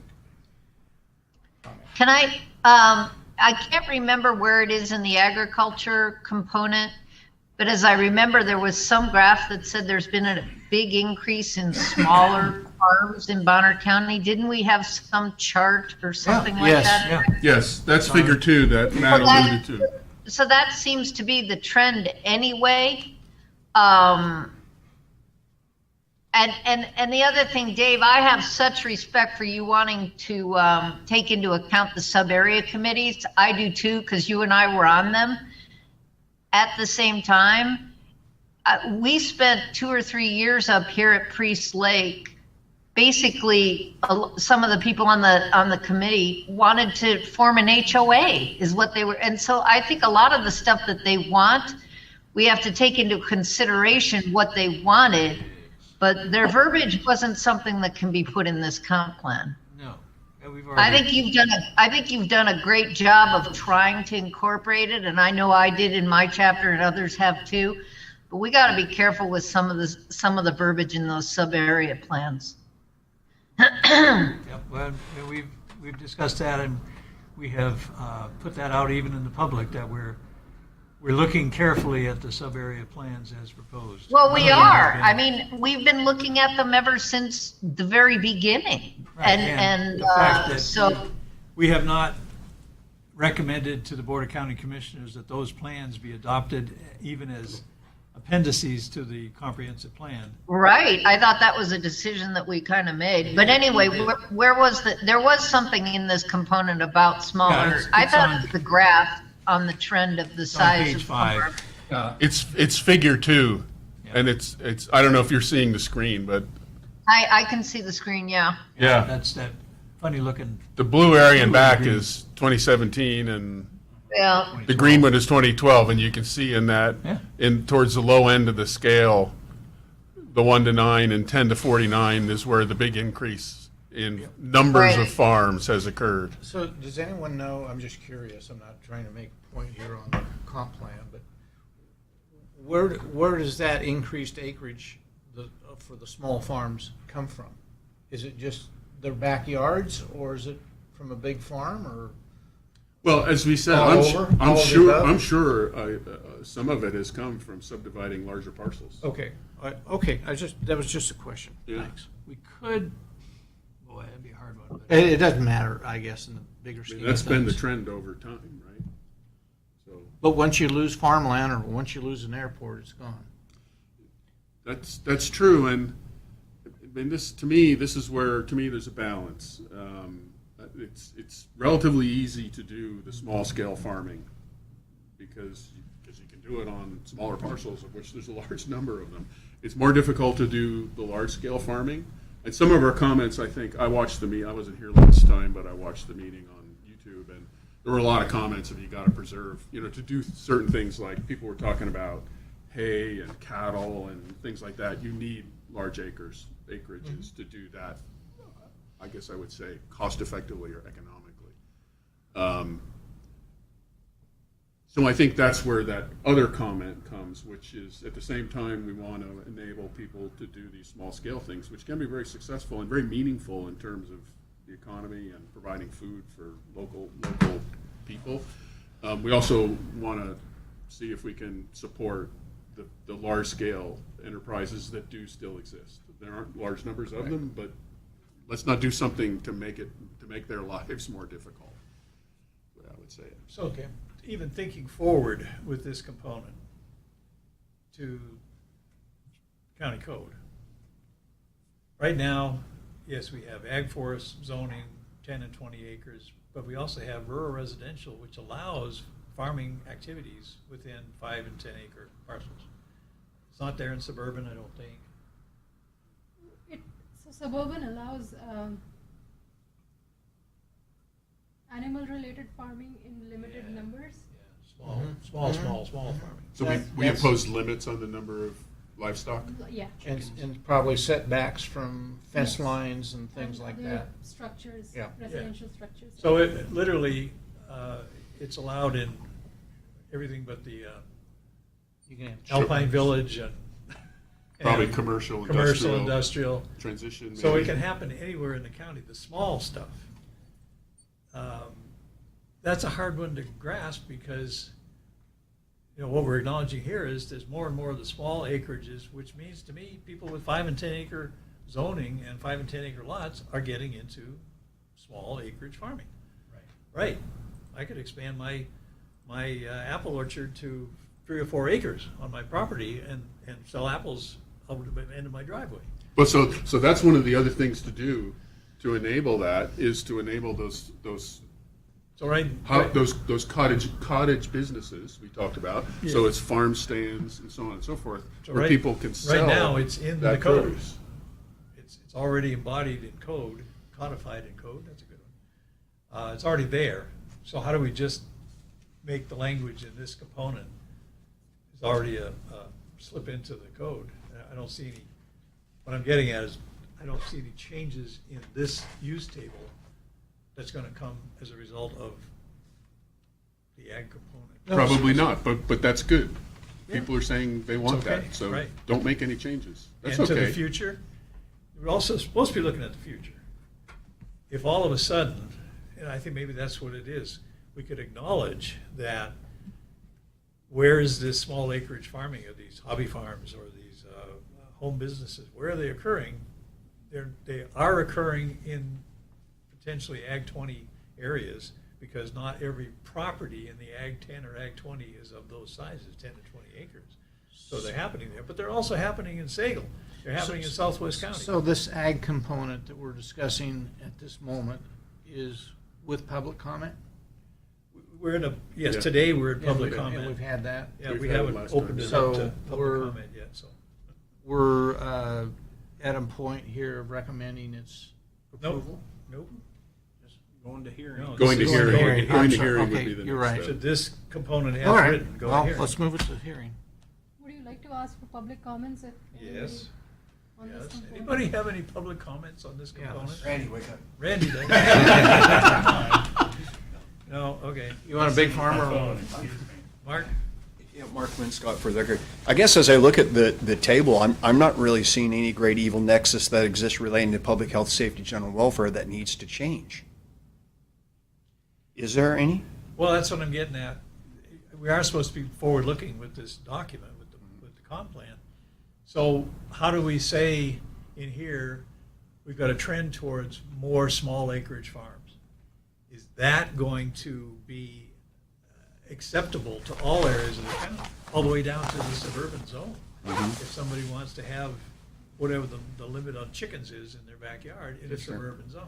Well, in suburban zones, yeah. But I mean, Or even 5 acres. I know there's some areas around where there's 5 acre lots, and the thing is, there's properties within the 5 acre zone that are less than 5 acres. So what is your comment here? well, so I can understand? I'm not seeing it as being greatly broken, I guess. I agree. That was our statement I going agree. into Yeah. it. It seems like it fits now, but is it, what statement are we gonna make? Or is it just gonna be inferred by the reader that this travels out 5, 10 years and it's okay? Right. Or do we put something in there, again, over time, one of the policies is pay attention to where the small farms are occurring. So this is kind of a full loop of going back to what we were saying about population. Yeah. Are these trends really going to continue the way they have been? And what are all the other factors? So I think, again, this is coming back to making sure that we or the staff or more importantly, the county commissioners keep this document vibrant and current and not get into what we're going to get into soon here of having so much antiquated information that you cannot make a good decision. Right. You know, it was hard to say that either the 1978 comprehensive plan or the various components as they were put through in the 2000s had a very forward-looking approach to it. They pretty much said status quo, and that was it. So, here it is. The future's right here. But I think we have responsibility as the planning commission to do just that, some planning. Otherwise, we're just doing zoning administration. So planning. So that's what I'm suggesting. And so, Alan, go ahead. so, yeah, but, as we've heard many times from public comment, the comprehensive plan is supposed to reflect what the community desires. And if you look at the sub-area plans, I mean, they focused on, the agriculture component as being very, very important. And I think if we put in here that we're going to phase out agricultural uses in 10 years, I mean, I don't think that's going to be very acceptable. Well, I don't think we're heading there at all, but I just want to just acknowledge it in the language, in the text, and probably a policy, just that policy. Things are changing. The trend, we're supposed to look at trends. Well, the trend is to go to smaller acreage farming in all the zones, not just in ag forest zones or designation in the comp plan. So acknowledging that, put in there. And what I'm getting towards is when we write I don't know what it is. It's like a introduction to the entire comprehensive plan at some point. And we put in there all these overarching principles that are coming out of our discussions. So saying that, maybe we could even list it to say, there's changes in the trends in agriculture, there's changes in economics, there's all these things. So this plan, the policy recommendation is that it be, some of these factors be continually reviewed by the planning department and for advice to the planning commission. And a conscientious review, a comprehensive conscientious review in 5 years, something like that. Because we're in a state of flux, once again, that we just can't say, sure, this is going to prevail for the next 20 years. Well, I It's just- agree. It's just full I agree, circle but back I in the think that's our 60s. job. Tom was, these times are changing. So we're just going right back, looping through. Well, they are. And granted, the 80s, which is a surprise because that's when the Planning Act came into fruition with zoning codes and so forth. But the decade of the 80s was so flat, it was actually downhill. And nothing happened, nothing changed. So the 1978 comp plan, which said everything, literally everything in the county is 5 acre zoning, rural 5 acres, that prevailed until the 90s 96. came in. 96, yeah. So again, that's what we need to set up. So somehow there's got to be an introduction section to the comprehensive plan update explaining that. Well, I'm sorry, I didn't mean to interrupt you. Oh, I'm done. And I keep hearing comments and kind of everywhere from different folks that they want to go for larger acreage. And I'm like, well, it is possible. I can't say you cannot do it, but what is the reasoning for it? Like you've always said, what is the analysis? To lose more money. Yeah, and so I think everybody would be happy, like Mark said, what's broke with the current layout of the zoning is now, although like I said, it's not very forward thinking, perhaps. But I don't really see it being broke. No, but like you just alluded to, analyzing the effect of growth, even at that 1.2%. Go out 5 years. Okay, we now have a population of 54,000 people here in the unincorporated, or no, that's total county. Anyway, I've got a number coming, but whatever that is, and then you try to identify where that would go, and that's where, you folks in the real estate realm can kind of help us say, yeah, people are interested. We know that the growth in the census tracts, not tracts, but what's the other one? Yeah, the census blocks. We can look at the population growth in those, and I looked the other day at Southwest County, and it far exceeded the other census areas in the county. Well, we know that we compare that against building location permits, and there it is. It's verified. Realtors talking with people about it, where do they want to go? I mean, did they just pull up the county map and point it? No, they've looked. If they've been here at all, even online, they can look and see, well, I like that area, it has this, that, and the other. I don't like that area because, and they're kind of aiming themselves, especially if they come into Bonner County and they say, I don't want to live in a city. I want to live out in the county where I got some land and some area and some surrounding. So they're looking in the county. They're not looking in the cities. Anyway. Oh, Don, from my opinion, I think that this component is ready for a public hearing, and I think we ought to move it to the public hearing. Okay. Agreed. Yep. So no other further comments, public comments? What do Economic we, development? so are we ready then to, as this is stated, the version, whatever that is? 10? Version 10, wow. Version 10, is version 10 ready to go to public hearing before the planning commission? Do we need a motion for that, or I just a forget how we've decision? handled it in the past. No, it goes. No, I think just do we can it. So it is do written, public let it hearing. be done. Straw We do poll. a public hearing first. Yeah, we go to a public hearing first. We don't, Yep. we're not ready for recommendation. Is there any objections by any board members? No. Hearing none, let's. Okay. I agree. So we'll schedule this. So let's see. So what's the So that would potential? be 21st March. 21st of March. So the same day that the ag, Public airport. that the airport's component is for public hearing. Mhm. the ag component will also be that night. Right. Okay, now, back to the agenda again. Oh my goodness. Too many things open here. So now we have Economic development. Economic development. Economic development. I have a comment on economic development. Okay, Going down to table 3, this is version 6 you're looking at. this is a table that we've talked about before, and it's has to do with some employment data that's from 2015. Oh, yeah. And apparently, we are not able to get any more current information. So I think we need to do one of two things. Either say, this is the best information we could get, or eliminate it. I'm kind of in favor of eliminating it. But in any event, I know, just based on what I've seen from the hearings I've listened to from the county commissioners, that when they see 2015, people are going to go nuts. Oh, yeah.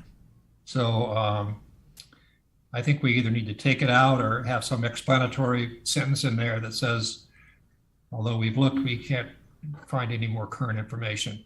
To me, I mean, the reason I would say take it out is that I don't see the relevance of information that's that old. So do you see relevance to the information if it was current, or are you speaking that? Well, it might have some relevance if it was current. I'm not sure. I mean, it basically breaks down self-employed, employed, employees, blah, blah, blah.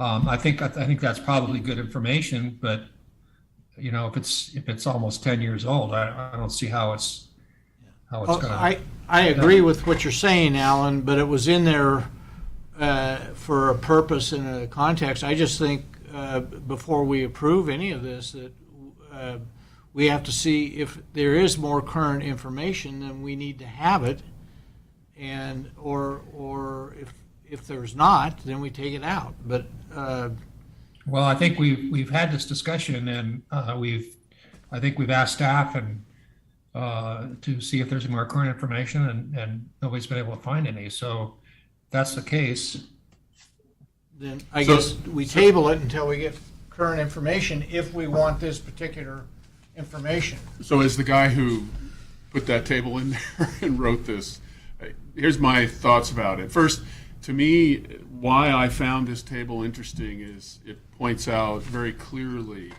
that the businesses in the county are heavily biased towards very small firms.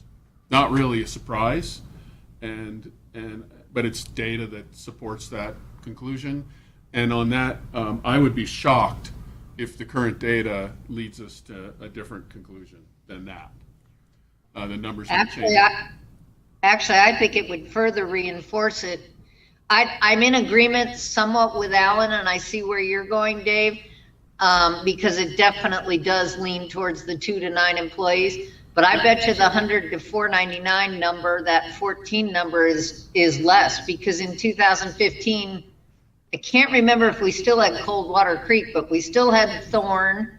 What's the one other big one that's closed? There's another big one that's closed, so that number would be even lower. Could be, yeah. Yeah. And there certainly aren't any new, businesses with hundreds of employees that have cropped up in the county. And on the other dimension of it, it was interesting in that it highlights that most of the businesses focus on selling their products and services inside the county. Instead of having the table, would it be too messy and generic to just have a paragraph that says past data shows that, a certain percentage of the county employers are 2 to 9 employees? I don't know. Instead of giving these actual numbers, because I have listened to county commissioner meetings too, where there's been some verbalization about old data. Yeah, I could certainly do that. I could certainly write a couple sentences that kind of summarize the gist of the conclusion here.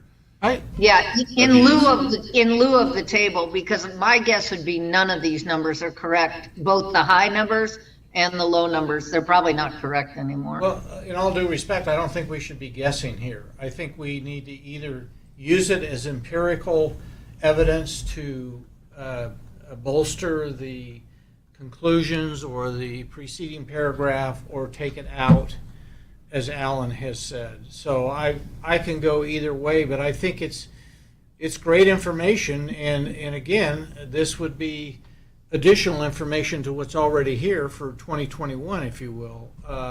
And that seems to be the year that's in the rest of the tables or documents. So I think the whole thing should either be removed, including the conclusions, or update the empirical support information. Yeah, and the answer to that question is we've not been able, well, Right. there's two dimensions. Do we Right. have data on Yes. number of businesses by number of employees? So, That's current? Or nearly More current. current than 2015. Yeah. so Department of Labor. I found some data, and this particular table could be broken down into two different tables. Right. One of them would be the import-export potential of an industry by the type of industry, and the second would be by the number of employees in any establishment. Right. What's the date of the information? It would be latest. It would be 2021. Well, then I think we should see it the next time, So, if possible. So I would like to discuss it briefly, if I can bring it up here. Sure. I guess. To me, Swati and I have talked about this a couple times. The number of businesses by number of employees is pretty straightforward, and certainly we could take the current data and update it. We should do that. The other one, I'm still trying to wrap my head around what it really means. So That she's going to talk about it. if I can, let me put something that might frame it, interjecting this. Once again, this is the Bonner County Comprehensive Plan. We're dealing with the county, unincorporated county area, and we're looking at the economic viability and process of the unincorporated area. One part of that is businesses located in the unincorporated part of the county. The other part is employees. Employees don't just work at a place in the unincorporated county. They work in the cities. They work in Kootenai County. They work elsewhere. So what are we trying to do? So that's why I disagree with that whole premise. Yeah. Because, and I say it right in the first paragraph of this section. To me, the Bonner County economy is an integrated thing, It is. right? And it to me it makes little sense to try to segregate out that part of the economic activity that happens in the unincorporated county part of the county versus that part that happens in the cities. But for one reason is a lot of that economic activity that happens in the incorporated areas is driven by employees and likely even business owners who live Right. in the unincorporated area of the So county, what and they just county- happen to locate their business in What Sandpoint or Pond county Director. land use code is going to say, based on this component, such and such is going to happen to this parcel in the unincorporated county? Well, my point is, I think looking at the county as an integrated economic Good word. unit Yeah. can and should drive the land use decisions in the unincorporated parts of the county. Okay. I don't think we need to separate those two things out Well, in no, order to make they're sensible land integrated, use They, decisions. they can't be, because it is integrated and it is a network and it's all interconnected, whether you're in the county or in the Fine. city. That's totally acknowledged. So Do we have a we, list. do we need this chart to validate any of the verbiage in the paragraphs? I mean, what is the purpose of this chart? The one that's on the I'd have to screen? go back Well, and read the that's- component, but That's the, who does what industry-wise in the county. The chart. It in the- what? the What does chart is- Swati's chart there say? Let's hear that. Okay, so this is data regarding something called location questions. The location questions are basically, they talk about the concentration of a particular industry in Bonner County relative to a larger regional area. It could be Idaho or it could be US. So it's, these numbers that you see here for example, agriculture, forestry, fishing and hunting, it has a Quotient of 0.942. like 0.942, which this is basically a ratio. If you have a ratio of 1.2 or over, it indicates that there is a potential to export these services outside of Bonner County to within the Idaho region or US region, depending on what the larger regional area you have taken into consideration. So that 0.942, what does that represent? A percentage? Ratio. Based on one. So And here's. Less than one means what? Let me Local, try. local. It looks at the larger area. Mhm. So if we said the state of Idaho, it's how many businesses of those types, ag, forestry, fishing, and hunting, divided by the total number of business in that larger area, state of Idaho. You compare that to that similar ratio just for the county. The number of those businesses in the county divided by the total number of businesses of all types in the county. And you compare those two ratios. And if it's, divide those two ratios, if it's less than one, yeah. like you say, it says you have you're more like probably you're import. You're So I look you're at- importing, right, and if you're greater than one, you're Export, exporting. potentially. Yeah, okay. And I look at that Understood. first number and I say, it doesn't make sense to me.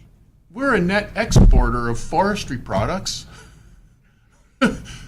Right? Everybody knows that. We send plywood and 2x4s and cedar all over the It's all country. those hunters who buy Idaho licenses to come shoot a deer. We don't use many They people to skew make it that. though. These location questions are relative to Idaho, not US. Yeah, but even Idaho. But even in Idaho, they don't have forestry operations in Pocatello. southeast This Idaho. is the latest data that I could find from 2021. So this is why I'm not sure that these ratios really, I'm not sure they take into account all of the factors We'd have that to would see how determine they're whether sold. you're a net So- exporter or you gotta net, look at or the net data. importer. I'm not going to argue for Look at these the data. numbers or against these numbers at this point. This is a learning process that we're on. But I think it also points out that we believe that we are greater than one.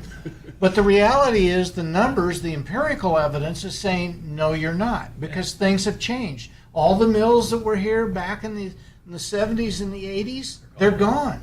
All those jobs, they're gone.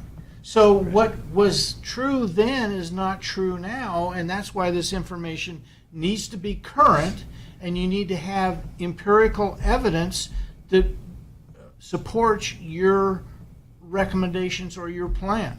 Without that, you are only guessing and probably doing more harm than good in Well, the plan. So I'm not suggesting that .942 isn't correct. I'm sure the people I thought it got was all 9.3. got all those numbers correct. What I'm questioning is, what does .942 really mean?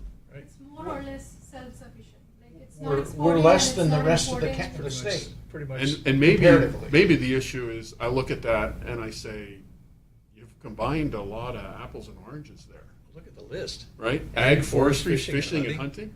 So I know. let me. But that's a let me- state, that's a. What does NAICS fishing and Okay. hunting have to do It's a with NAICS code, forestry? because you That's sell licenses, that you co- bring economy into the county, et cetera. that comes from the North American Industry Classification System. I understand And- that it's fixed. We aren't going to change No, it. we're not gonna change it. No, the thing is, if we look at the raw data that we have, we can go into a lot more detail. It doesn't have to be. But So the code that you see here, 707172, when you see these codes here, 10, 102, 1021, it's basically going into more detail, More detail, as to how Different these- levels Finer of detail. Right. So, So- these location questions that I found, they were only for 2-digit codes. Mhm. If we want, we can find it for 3-level or 4-level codes. It's Okay. So I'm going to Yeah. come back around and agree with, 491,100. yeah. I think agree with Debbie This one that right here. I'm not sure it's absolute. I mean, I found it to be interesting Postal information. Service. That's why I put the I think table we in can there. take it out. But I think I would like to get if we can get current data on number of businesses by number of employees, I think that would be useful, and it would give us a picture of, I'm sure it's going to tell us that the county is heavily weighted towards small businesses and a lot of sole proprietorships. But the other side of it, where do businesses sell their products and services? I don't think it's critical. It's not even relevant. Well, No, how? What land use regulation, based on where they sell their products, is going to tell a owner of a parcel what he can and can't do on his property? That's where this has got to go. it depends on, Is it going to be commercial? Is it going to be industrial? Can that happen in a residential setting, like we just talked about with the farming? well, so I'll tell you where it could potentially, and I'm not suggesting it should, but where it could potentially is the reason most of the businesses sell their products and services locally is because we're geographically isolated. And part of that geographical isolation is a result of the transportation networks. So if the county decided that we wanted to grow the county economy, we had to enable businesses that could sell outside the county. You'd have to address the transportation networks and become less geographically isolated. Comprehensive Right? plan. If we want to do that, I don't know. I'm not that wasn't anything that anybody in any of the sub-area plans said was big economic growth. Because they, So I think we could take it out. I think I'm starting to concur with Dave, and maybe it was Debbie, but I think Alan also, I don't know if Alan said this. He or said not. take it out. Take it out. I don't think it says much, and I don't think it really drives a message in this very good. That's the key. economic development. What message are we trying to get out of this in any component? Where's it going? Well, I'm What's it just informing? I'm not gonna talk about all the other components. Just this paragraph and this chart, I think, could be removed and do no harm and probably improve this component of the plan. Yeah. And not have to. I like the detail that, just stating that the majority of Bonner County is small business, because that does pertain to economic development, but I am adamantly against having this antiquated chart in there. And I think that if you could,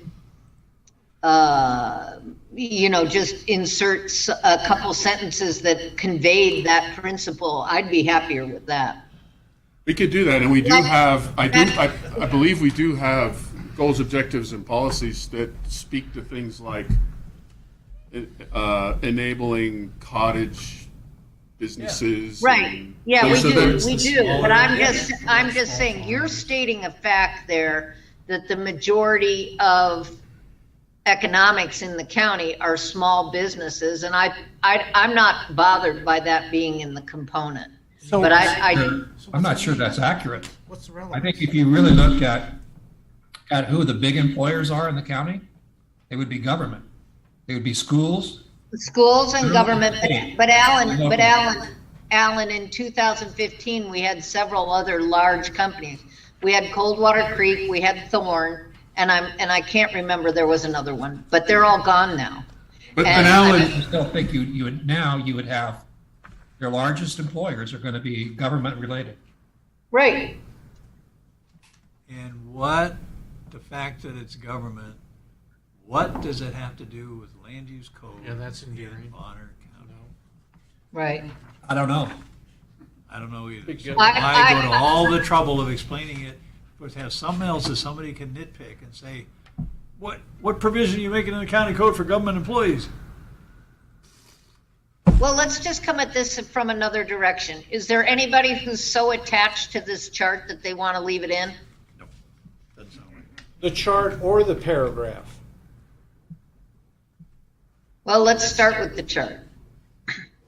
Doesn't sound like anybody really cares about the chart.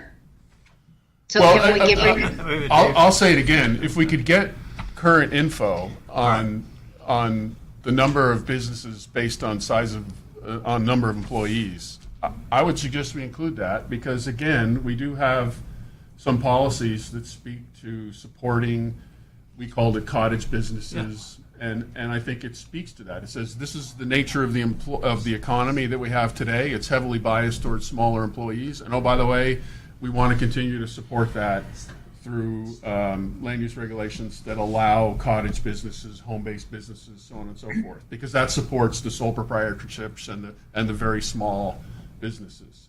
So if we can get the current data, and I think Swati's telling me we can, In some form. for the left side of that table, I think I would say let's include it. Yeah, so we have this.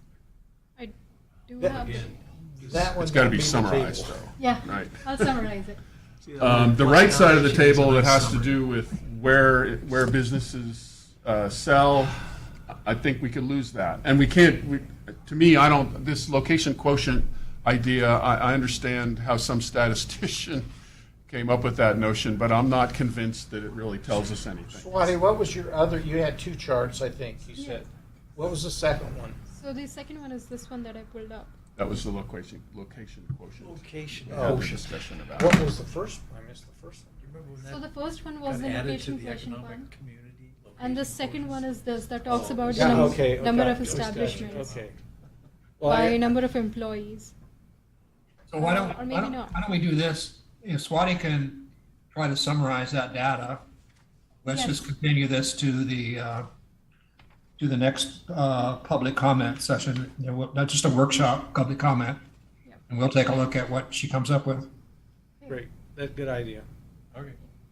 You know, the only way I can kind of see how some of this information would equate to a land use decision is demand for commercial zones, demand for industrial zones. Good. But I don't know exactly. Well, again, some of what we're talking about is enabling these very small businesses in all zones, Well, I think. right? The cottage businesses, the home-based businesses, and we allow a lot of that today anyway, it's in our code. And I think what the comp plan suggests is we want to continue to do that. So, That's the trend. I think we need to be not, We're talking about two different things here. So one is, we are talking about the establishments by number of employees. And the second thing we are talking about is the type of establishment. Whether it's industrial or commercial or utilities relating to agriculture, whatever it just, is. we wouldn't do that one, it would just be the other one. So what do we want to concentrate on? Are we concentrating on the number of establishment that talk about the number of employees in an establishment? Size of businesses. Size of businesses. And we Yeah. are not particularly concerned about the type of businesses then? Well, I think we look at those dimensions in here already. Can you bring them both? Yes. Yeah, Then they're do all that there. and we can decide then. So the location questions that I showed you, that was about the type of business Okay. and their import-export potential. But that was the very general big picture like we discussed. It was all accumulated in under one big Yeah, chunk, right? very large. Sector 11. So just to elaborate on that a little bit, Yeah, look at this list. It's incredible. um,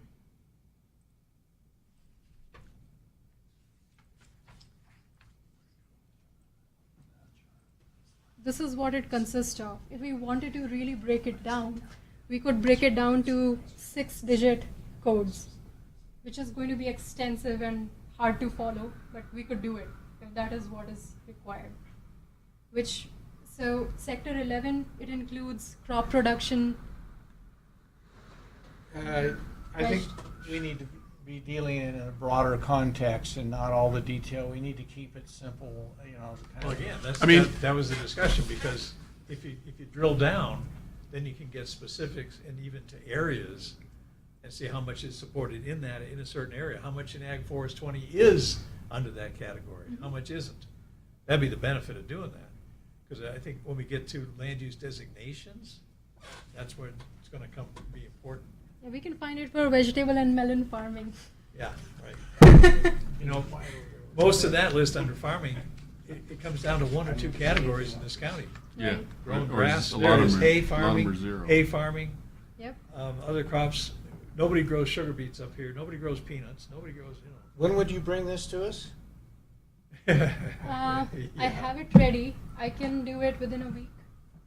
Well, for our The next location meeting? questions, yeah. I mean, we don't have For the enough to meeting on do, the so that'd be Yeah. great. Just bring Right. that in. Yeah, I can So the bring. meeting on the So the direction that I need from you is, in how much detail do you want me to find these location questions? To what? I got to be Yeah. honest, I'm not interested in the location quotients. Okay. I don't think they tell us anything meaningful. Okay. And we already have other data in here that we've kind of talked about. There's a table, table 2, that talks about, I mean, it's different economic sectors. There's, I'm not going to count, about 10 or 11 of them. And it talks about the average employment in 2011, a number of employees total in the county, average employment in 2021. So you get an idea of the So growth. what's the reference for that table? It's table 2. Did it come from our Department of Labor or from that? It came economic- from Department of Labor. Yeah. It came from, this is All right. from Sam. Right. And it talks about average wages. What do people on average who are working in those sectors earn in Bonner County? So what's the total wages in the county? Again, 2011 and 2021.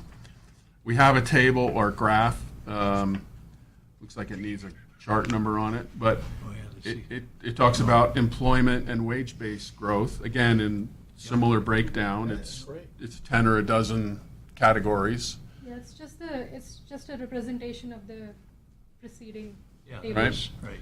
We have identified on table 4 the top employers in the county and generally speaking, how many employees they have. And Alan is completely correct. The largest employer in the county is the Monterey School District.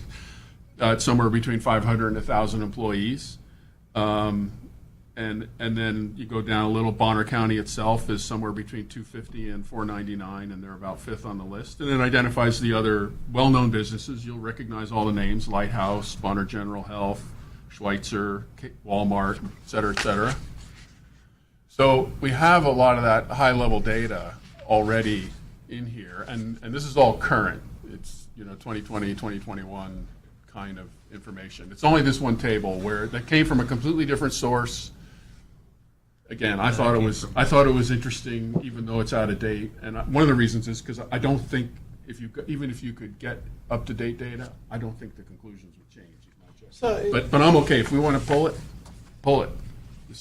I'm okay with pulling it, and I'm okay, I agree with you, Dave. This is a completely different chart. I don't think it needs any more breakdown. I like the idea that it conveys that there's a lot of small businesses.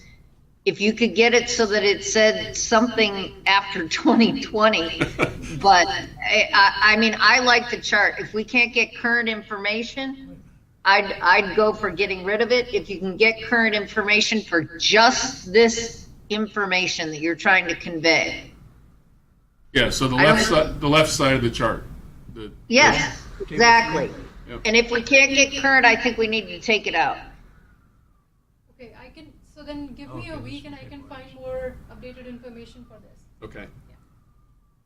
so you have businesses in this county, in our county, We have. that are selling outside of the county. We do. Absolutely. Kodiak. So why would you exclude them? Oh, I'm They're not part of the sugge- 100%. I'm not suggesting we exclude them. I'm just saying if you look at the numbers, what the numbers say is in general, most of the businesses are selling their products and services inside the county. Yeah. And that's Logical. It's a function of, again, and this point was made very clear. If you read this report, they made it very clearly that they put it forward as a challenge. They say one of the challenges that Bonner County economy faces is geographically isolated. So, 2.5 hours to the nearest airport, et cetera, et cetera. Swati, it gives us the source there. Is that source no longer active? No, they're They're around, active. but they don't have anything current. You'd have to pay them to update Yeah, these right. numbers. This was a report they did in 2015. Yeah. Yeah, Okay. Headwaters Economics is a non-profit organization. Okay, so And they did a study in okay, it's mute. 2015, That's after fine. which they didn't. It's very interesting, by the way. I encourage people to go online and read it. But I've saved it in the data. Yeah, folder. yeah. Well, if you It's an can come interesting back study. the next meeting and have good information that we can understand and digest, we'll probably keep it. If we can't, we'll probably do away with it. So I think we're done here. So I can bring you data that is related to maybe the number of establishments by number of employees. yes, Yeah. But I will not be able to bring you data that says sales inside county. That's And we don't need that. that's fine. Just the We don't number need of that. That's fine. employees. If we We'll can't just get keep it current, simple. if we can't get current info, that's fine. Just use this chart and put your numbers in. So one more comment from the floor. What, I noticed in here, it Fields of Aircraft Manufacturer Kodiak, will you be able to separate those that are not within, separate those that are within the city, incorporated city limits out for the county data? Because this clearly includes. That's it. Yeah, that's part of my point. I think from the discussion here tonight, just showing what's in the whole county for economics, which means employment. That's a fact. Census has information that they collected. How far do you travel to work? I don't know that it says, do you work I think unincorporated or incorporated? It says, how far do you travel to work? So that could be queried. It's a long process. But we have data on commuting patterns that came from Sam. Right. Dave But brought up the connecting point it with- earlier, though, that these businesses, although they may be located in the city limits, it's really the county where many of these employees That's what I'm getting at. reside. That's what I'm So getting at. it's fully, it's fully integrated. We've already had that discussion, so we can't really say we're only going to look at county businesses, because the fact is, those workers are probably in the county, but the business is in the city because it has municipal services of water, Yeah. sewer, But there's electricity, also whatever. the part that could say, based on this, there's a drive to have more economic viability in the unincorporated county, meaning businesses. That's got to come out of this somewhere. Right now, it doesn't say boo about it, so, And yes, sir. Commissioner Frankenbaum rightly keeps bringing up isolation in regard to transportation, but I would interject that you're missing rural broadband. Yep, Well, And that's a big factor that, that's I mean, changing weekly. my clientele is 16 hours ahead of local in my little side business. Yeah, there's that, there's, I mean, what we talked about. Yeah, the I would rolling love to hobby have farms. faster Can we throw internet. website businesses in here but, too? but is there anything the county's going to do about that? There have been initiatives different times in the past. It's been brought up in previous commissioner elections. Well, dating true. Back a decade. But that's the county supporting broadband. That's not the county regulating land use relative to broadband. All that happens there is a cell tower. And we've got already a process for reviewing cell tower applications based on FAA criteria, et cetera, et cetera. So, I don't know, I mean, again, What is the scope of your discussion of economic development? I guess is absolutely. what I'm saying. And that's to the point, because it's supposed to be, review this component as it applies to land use regulation in your jurisdiction. And action. You know, I guess I could argue that if we're saying we want to support home-based businesses and cottage businesses and so forth, and a certain number of those are people now working remotely, we probably had quite a bit of growth in that in the last Sure. few years, then the county in taking, as applications come before us for different sorts of broadband services, the county taking a favorable view towards those in order to enable more of that might be a policy that would follow from that. And in that vein, fiber development. I mean, I have 3 neighbors right now that are working You know what it would take to put fiber in the unincorporated county? on Billions, It never Well- happened. billions, It won't, yeah. but Talk to eventually, fiber you know, companies. everyone got electricity and everyone got phone lines. As So prices come down, never so- say never. Well, Now we have Starlink, so you don't need it. yeah, now we Yeah, have to well, yeah, and then, Starlink is, okay. Well said, Alan. Yeah, I mean, things come up, but the point is, if we're writing this for the county, what economic development in the county do we want to forecast? Do we want to encourage, enhance, enable, and so forth, and talk about it? And sure, the numbers show that our county residents work locally. Well, they work locally in Ponderay or Kootenai or Sandpoint or Dover or Priest River, Old Town or Clark Fork. A certain percentage of we, the population, either work at home or we work at, in my neighborhood, people used to work for Percussion Air when it was located out a mile from both my house and Dave's house. It's now in Ponderay. I think we have a course of direction here now for this economic development chapter that'll come back to us the next meeting, and we'll move forward from there, I guess, is what I heard. I agree. So, That's a good comment. I'll give some thought to that. I want to go back and look at some of our policies and see, and it may be that we might want to add a goal or objective or something that relates to supporting the there's development. something- I don't think the county is going to do broadband, but supporting the development or I enabling it or think it's something. in there very loosely. Yeah. It's also an area where there's some relevant federal laws that limit what the county can do, actually, is what I would say, so. Yeah, I mean, really, that whole field of cell towers and what can be on them and what you have to allow has really been preempted by, Right, right. by federal It's law. all market driven too. Right. So we're gonna move this to the public comment workshop Okay. for the next meeting. So we're gonna, let's see, so the next step on this one is to go as well to A workshop with public comment.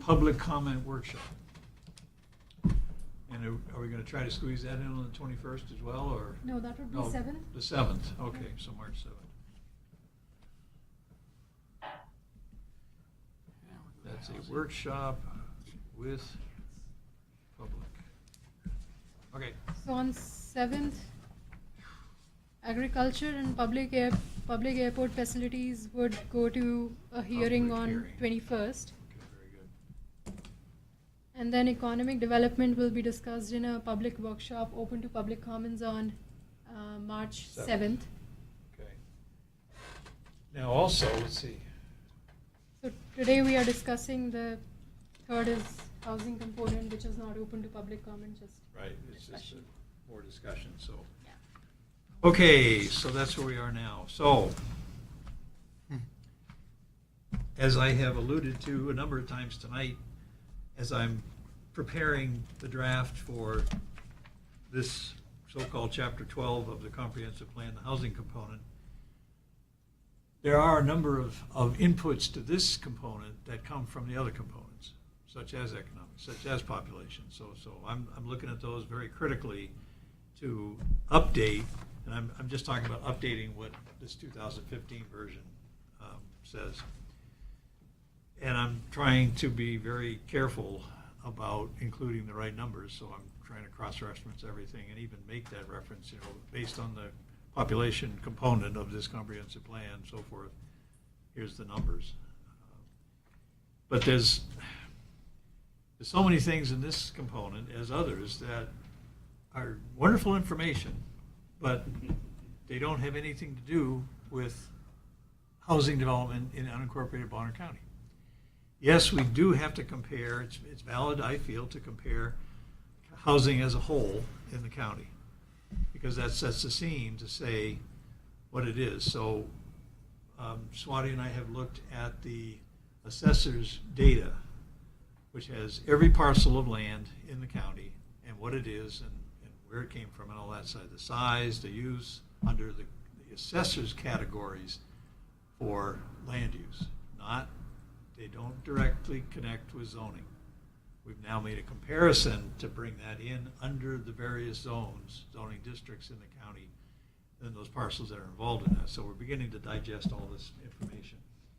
And I hope by a week from today, which would be the 7th, the 7th of, is that right? 2 weeks. Well, that's from today is the 7th, yeah. Yeah, 2 weeks from today. So that you all will have something to review, I hope, by next Tuesday or later. But that week, I will have a draft for you all to look at and comment liberally on. So that's where I'm going with it.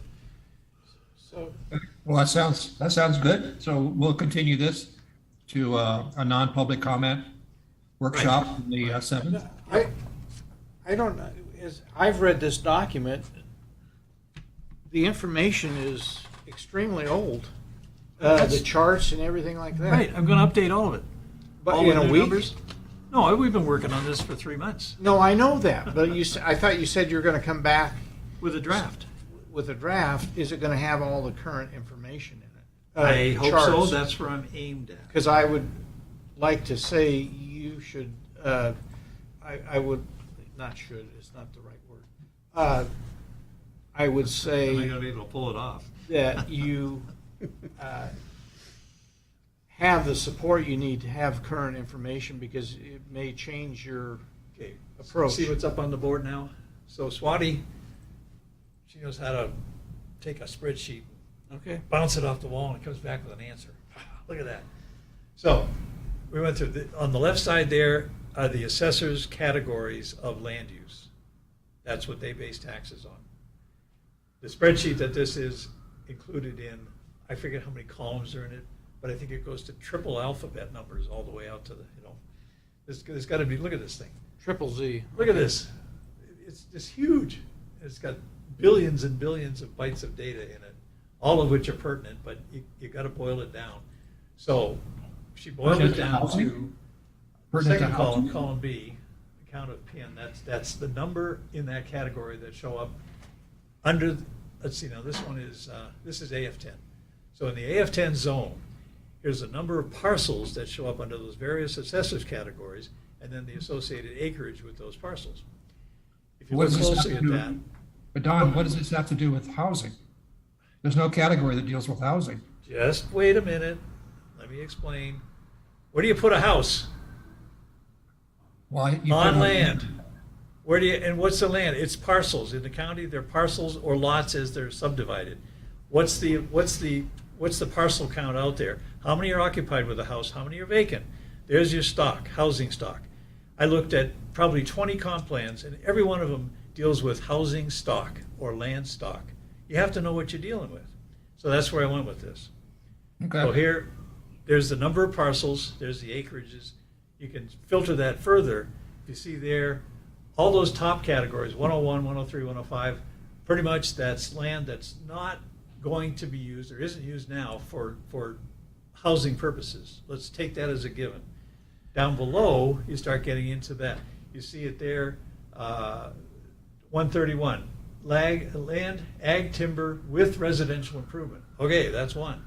You keep going down there, you look at the ones that talk about residential improvement, and you total those up. That's how many parcels there are in that category, in that zone, that are already occupied with a house. The other ones that are in the similar category but are not occupied with a house, that's your reserve. That's your availability of parcels. Face value.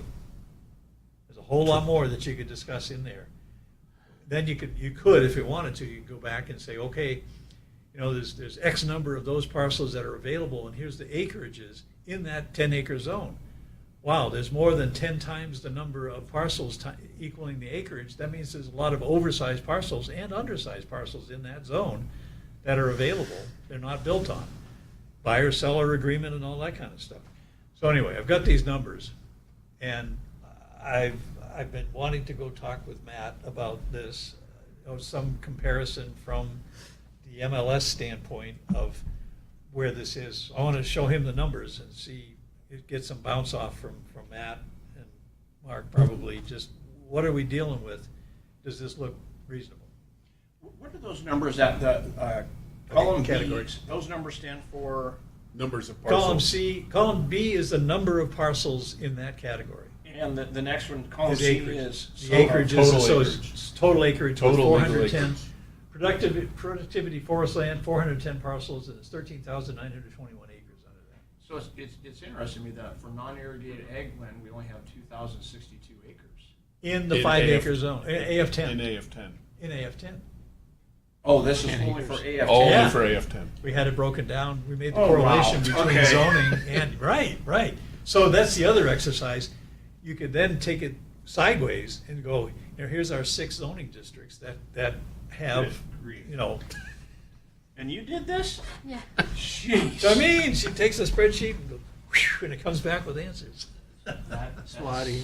Yeah. So to me, most of these are probably not relevant to the housing question. I agree with where you're headed. We need to know how many lots do we have that have houses? Yep. How many lots do we have that don't have houses? Houses, right. And then the other question is, how many oversized lots do we have that could be divided down to their current zoning? Exactly. Right? It's a 20-acre and an R5 or You can look at whatever. that 2 ways. You notice, let's see, this is 10? Yes, AF10. Okay, when you go to the spreadsheet, the big spreadsheet, and that's where all these numbers came from. Yes. But the aggregate, that's the aggregate. So look at this. As you go down, you go over to the column that has the acreages. You're in there somewhere. Yeah, it's way over there somewhere. And all of a sudden you have, is it 0.35, 0.7, 1.2, all of a sudden you'll hit 10, 10, 10, 10, 10, 10, 10, 10, 10, 10. whole bunch of lots that are already at the zoning size. But there's the list that are under, and there's the list that are over. Question, going another direction here. This document, current document, is about 38 pages or thereabouts, and it has a lot of chapters in there concerning housing conditions Yeah. and age of structures. Yep. Can that, home way. heating sources? Yeah. I mean, come on. Can No. we get this down to about 10 pages? Absolutely, All right, absolutely. that's my man. I think those kind of things, age of structures, they are more relevant in places that have building codes. Well, yeah, and the information is here. In 1970, the age of the structures were 56%. I mean, come on. Even if we They're were not to even include there that- Nothing to do. Even if we were to include that information, we would not be able to address it in any way in land No. use codes. Okay, Right? so you're going to streamline this, I guess. Absolutely. is there- Is there a Absolutely. lifetime of a house? A lifetime? Do you guys consider there's a certain age where you say, well, A lifetime, the length of, lifetime of a house? When it falls down. We just listed ones built in 1898. Yeah. My house was built in 1900. You can keep pouring it in. You just keep, that's the thing, We that's, remodeled 12 there is a times thing. our last house. Okay, right here, on the cover of this, here's 6508L reiterated verbatim. Analysis of housing conditions and needs. That's the Yes. first one, housing conditions. So that's what this component did. It said, well, we got so many that are this old, this old, this old. What I envision is to meet that requirement is just to say, housing stock in Bonner County, unincorporated county, varies from 1898 until the present. Today's economy, many owners are finding, and we can do this with some verification, that it's cheaper to upgrade a home than to tear it down and build new. Plain and simple, with today's values and prices. So just make that bold statement. Doesn't mean it's going to happen, doesn't mean Right. that we're going to be able to challenge it. Right. But that's the way it is, and that's the house condition thing. It goes on. Plans for improvement of housing standards, we don't have any. The plans for provision of safe, sanitary, and adequate housing, we don't have any. Including a provision for low-cost conventional housing. What provision? It can happen anywhere, I whatever think- that is. I think the tension here is land is finite Exactly. and population is growing. Exactly. So So there's where's the the tension. equation between the two? If this study shows that we've got 17,000 parcels available, then the argument isn't going to be there to downzone a whole area of the county to make smaller lots to put more out there. well, except for one of the other tensions that we're facing pretty clearly is that with the current pricing, large groups of employee types can't afford to live here. Yeah. And you look at some of the big businesses in the county, they're struggling with that issue, right? That's why Schweitzer So- is building employee housing That's over in fair. Pend Oreille. Exactly. And there's It's why we had, who was it from Priest Yeah, Lake one who of was the- in here one a of the couple of years resorts. ago One trying of to the do a zone resorts. change so they could build employee housing for their summertime employees. So this whole section in here about homeowner and rent costs as a percentage of income, that's relevant, but it deserves a whole lot less space than this got in here. Well, what's interesting is that component was adopted in 2015. And so a lot of that information, yeah, I know your comments were a lot of that information was old, but that happened 7 years after our zone got implemented, our current Right. zone. And if you read that, they have just bullet point after bullet point after bullet point, higher density. Yeah. Yeah, it talks about it all the way through, and that was All one the of the way goals. through. That was one of the goals. Yes. But- yes, I yeah. think, guys, that this would be a lot more productive if we had the draft in front of us, so that we Okay. we're not just, I'm gaining points to put in the draft, Alan. Well, I think you have to, you're gonna have to deal with. But none of us should be doing this in a vacuum. Every one of us should be relying on the other 6 members to help us draft these things. Thank you. Okay, All right. So I will endeavor to come up with a draft in a week. I've got, these numbers are there. I'm zeroing in on them. I've pretty much, I've got a new introduction to the component, and the numbers they're coming, so, Wow, yeah. cool. If the county population increased by 1.29% for the next 10 years, we would go from 48,000, almost 49,000 present population estimate to 55.6. That's the entire county. So, what does that mean? Where do we put those people? I'm gonna throw a wild card on the table. Is there a way, or should we think about dealing with the ACIs? Yes. Because it Yes. seems to me that if we're going to address the issue of, Density. I'll say, I hate these terms. Everybody gets hung up on these terms, but if we're going to address the issue of affordable housing for the sort of wage earner employee base in the county, which I think we need to do in order to have a sustainable economy, it seems to me that it's probably got to happen in areas. I start with it's got to happen in areas that have urban services. And That's not necessarily the ACIs, though. well, but if you listen to what Sandpoint is saying, they're saying they're about built out. And they're saying that one of the things that they want to be looking at in the future is expanding urban services into the ACIs so that they can then provide the growth in housing in the ACIs, area of city impact. And it's a defined area. It's an area that, as I understand it, it's an area that there's an agreement between the county and the cities that say these could be candidates for annexation by the cities in the future. And they're all ancient, they're all from the Defined. Well, They were probably 1980s defined in era. the 1800s. Did you finish your comment, Dave? Huh? Did you finish? Well, that's why I guess, yes. I asked the question, should we be thinking about the ACIs? Because it seems like that's kind of where I think of as the relief valve to provide the more affordable That's why housing I've got, in the county. I've got a section. We're not crafted going for to that. provide housing for, people who work at Schweitzer on ski lifts on 5-acre parcels in the unincorporated area of the county. So, Unless they do something else besides run the ski lift in the wintertime. again, my experience, and I think another component of this should be infilling. I think, first of all, just to say that the city is, now, let me finish, Don, just going to expand. You have elevation issues, you have, how you're going to get your sewer lines, whether Have you're you going read to the build, Leyland report? like For the city of Dover, Sandpoint, that built where you live? their own sewer treatment plant, but it's not really a sewer treatment plant. It's a glorified septic service. It is, I know. So what I'm saying is there's existing investments in taxpayers' dollars that have built infrastructure in cities, and they need to be maximized before we just start allowing cities to easily expand. And they haven't been maximized. I mean, I'm looking at it from a different set of eyes, and when I drive around here, there's a lot of potential for infilling within the city limits of Sandpoint. Yep. Probably to absorb, and so I don't know if that, I'm just saying that could be another option as opposed in conjunction, not opposed. I mean, I don't in disagree. conjunction. I don't disagree. They seem, I'm not saying build Yeah. 60-story skyscrapers. from the little I've looked at it, I think they have a different perspective about the Yes, they do. potential for that. Well, it's easier for them. Right, wrong, or different. Because every time, and I'm speaking from experience, when they create a new development within their city limits, the property owner pays for the infrastructure, not the city,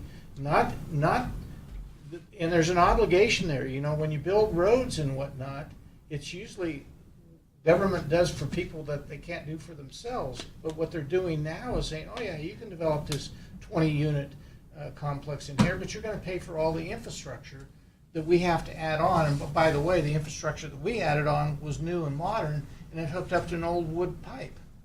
Well, we're going to tell them the same thing.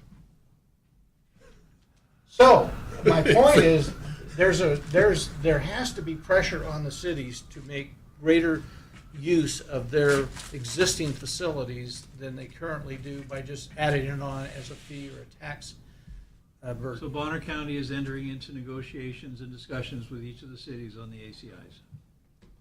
That's there. It needs to be included in the housing component and a couple other components, the land use component. And I would hope that they would also balance that by saying, and what are you doing, if we're doing ACIs, what are you doing for infilling? That's part of the discussion, but that's, We're getting a shaft. and it's way beyond the scope of the housing component to discuss that for all the 9 cities. How many lots do they have? You could do it because the numbers are there. You know how many vacant lots there are in the city of San I Point, agree with Dover, and you, so that's the forth? city's responsibility. It is. So But it has to have I county wanna- pressure. I want to get away from this component and the entire comp plan as much as possible for discussing what's happening countywide and focusing on the unincorporated area. That's our responsibility. That's what the people who normally sit at this desk cover every day, is the unincorporated part of the county. They don't have any jurisdiction to tell Sandpoint, you must build a house on that lot before you go into the ACI. Well, It's not gonna happen. I, having been in that position, there is always a tension and a responsibility for the county to In push Washington, it's back. different because the Growth Management Act requires it. There's no such Growth Management Act in Idaho. It doesn't work that way here. Whether it's, that's fine, but maybe it should, and Well, there should be. is fine. We got to deal with what we got on law. The law says, put urban area development in the urban area. That's what the Land Use Planning Act for Idaho says. That's what we should be focusing on. And I think we'll look forward to seeing a draft. Yep, all right. Let's get out of here so I can go work on it. So with regard to the next meeting, do we want to add any other component? Yeah, bring up the list again, Swanee, would you? I think it's pretty full. So let's see. Yeah, we got a lot to do that. No, we don't. That's the 7th. I'm looking at the 21st. Economic development's on there, isn't it? Yep, as a in-house discussion. Ag is the only one on public input workshop, but there's no hearing. Oh, no, I'm on the wrong date. Yeah. Yeah, we, Housing, economic. and We're- there's Well, no I mean, hearing, so we could add another. If Matt has, if we have any feedback on the public services, that may be a possibility. We're just getting started. yeah, so we, for public utilities and services, we sent out an email to several different agencies asking them for their master plans or long-range plans so that they could be all incorporated into our comprehensive plan or be referred to. So yeah, at this point, we are just waiting for the agencies to respond. We did get we did get a response from City of Kootenai and Lake Pondere School District. So those are the 2 agencies that responded to that email. But none of the sewer districts? Not yet.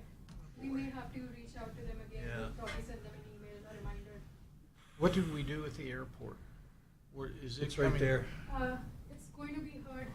We're The gonna public- have Oh, in 321? basically a discussion Okay. next, or the, on the, that's Well, right. if we're not gonna have a draft already and we don't have the information back, then we can't have that. Oh, right. Do we want to put the workshop, Swati, on 3/7? For the airport. Airport. We did talk about Yeah. at least putting a placeholder for a Just- workshop in case we did And that have would be some in the middle significant input. column, because it could be. Public that we need comment. Public comment on Yeah. it, yeah. And if we don't have meaningful input back from this, the The airport manager. manager, then we just won't address it. So we got 2, economic development and public airports. That should be enough. Yeah. Swati, you also have that other spreadsheet that has, that shows all the components with where they're all at. The master sheet. There we go. Yeah, so, there's only been 3 that have been adopted. No, this would be 21 Yeah, and the new board will probably look at it. 23. I got that. And Did, Public commission hearing, yeah, housing. I mean, hearing that. 21.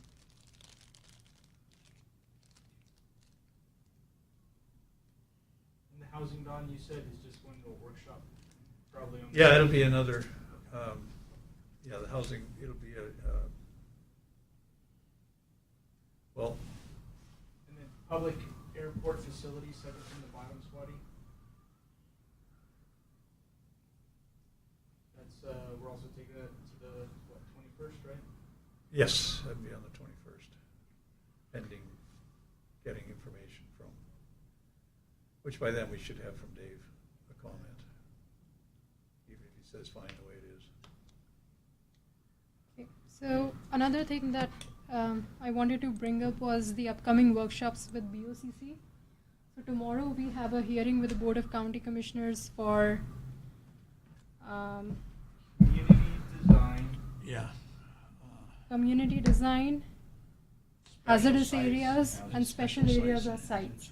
So these are the three components that the Board of County Commissioners will hear tomorrow. They had a workshop on it earlier where they did not take public comments. It was more of a discussion with staff and some of the planning commission members. Other than that, there is another upcoming workshop on, I think, these two components, population and public airport facilities, which has been scheduled for 22nd March. Well, there are 4 of those. Well, we're gonna have to push back We the didn't- populations, right? No, we didn't advance the public airports to the No, county. public airport, No. for public airport facilities, yes, but not population. No, we did population, but we didn't do public airports. So So these 3 components are on the BOCC workshop for 22nd March. Okay. School facilities and transportation and population. So should we try to be available for that that hearing? was my tomorrow? question. They have requested Yes, that. that would be great if the planning commission members are available for this workshop. Can you make sure we get an invite to that? Yes, absolutely. How, I've been thinking that through. I went to the recent one, and I did give a little bit of testimony in answer to the questions that they had about how we came up with our recommendation.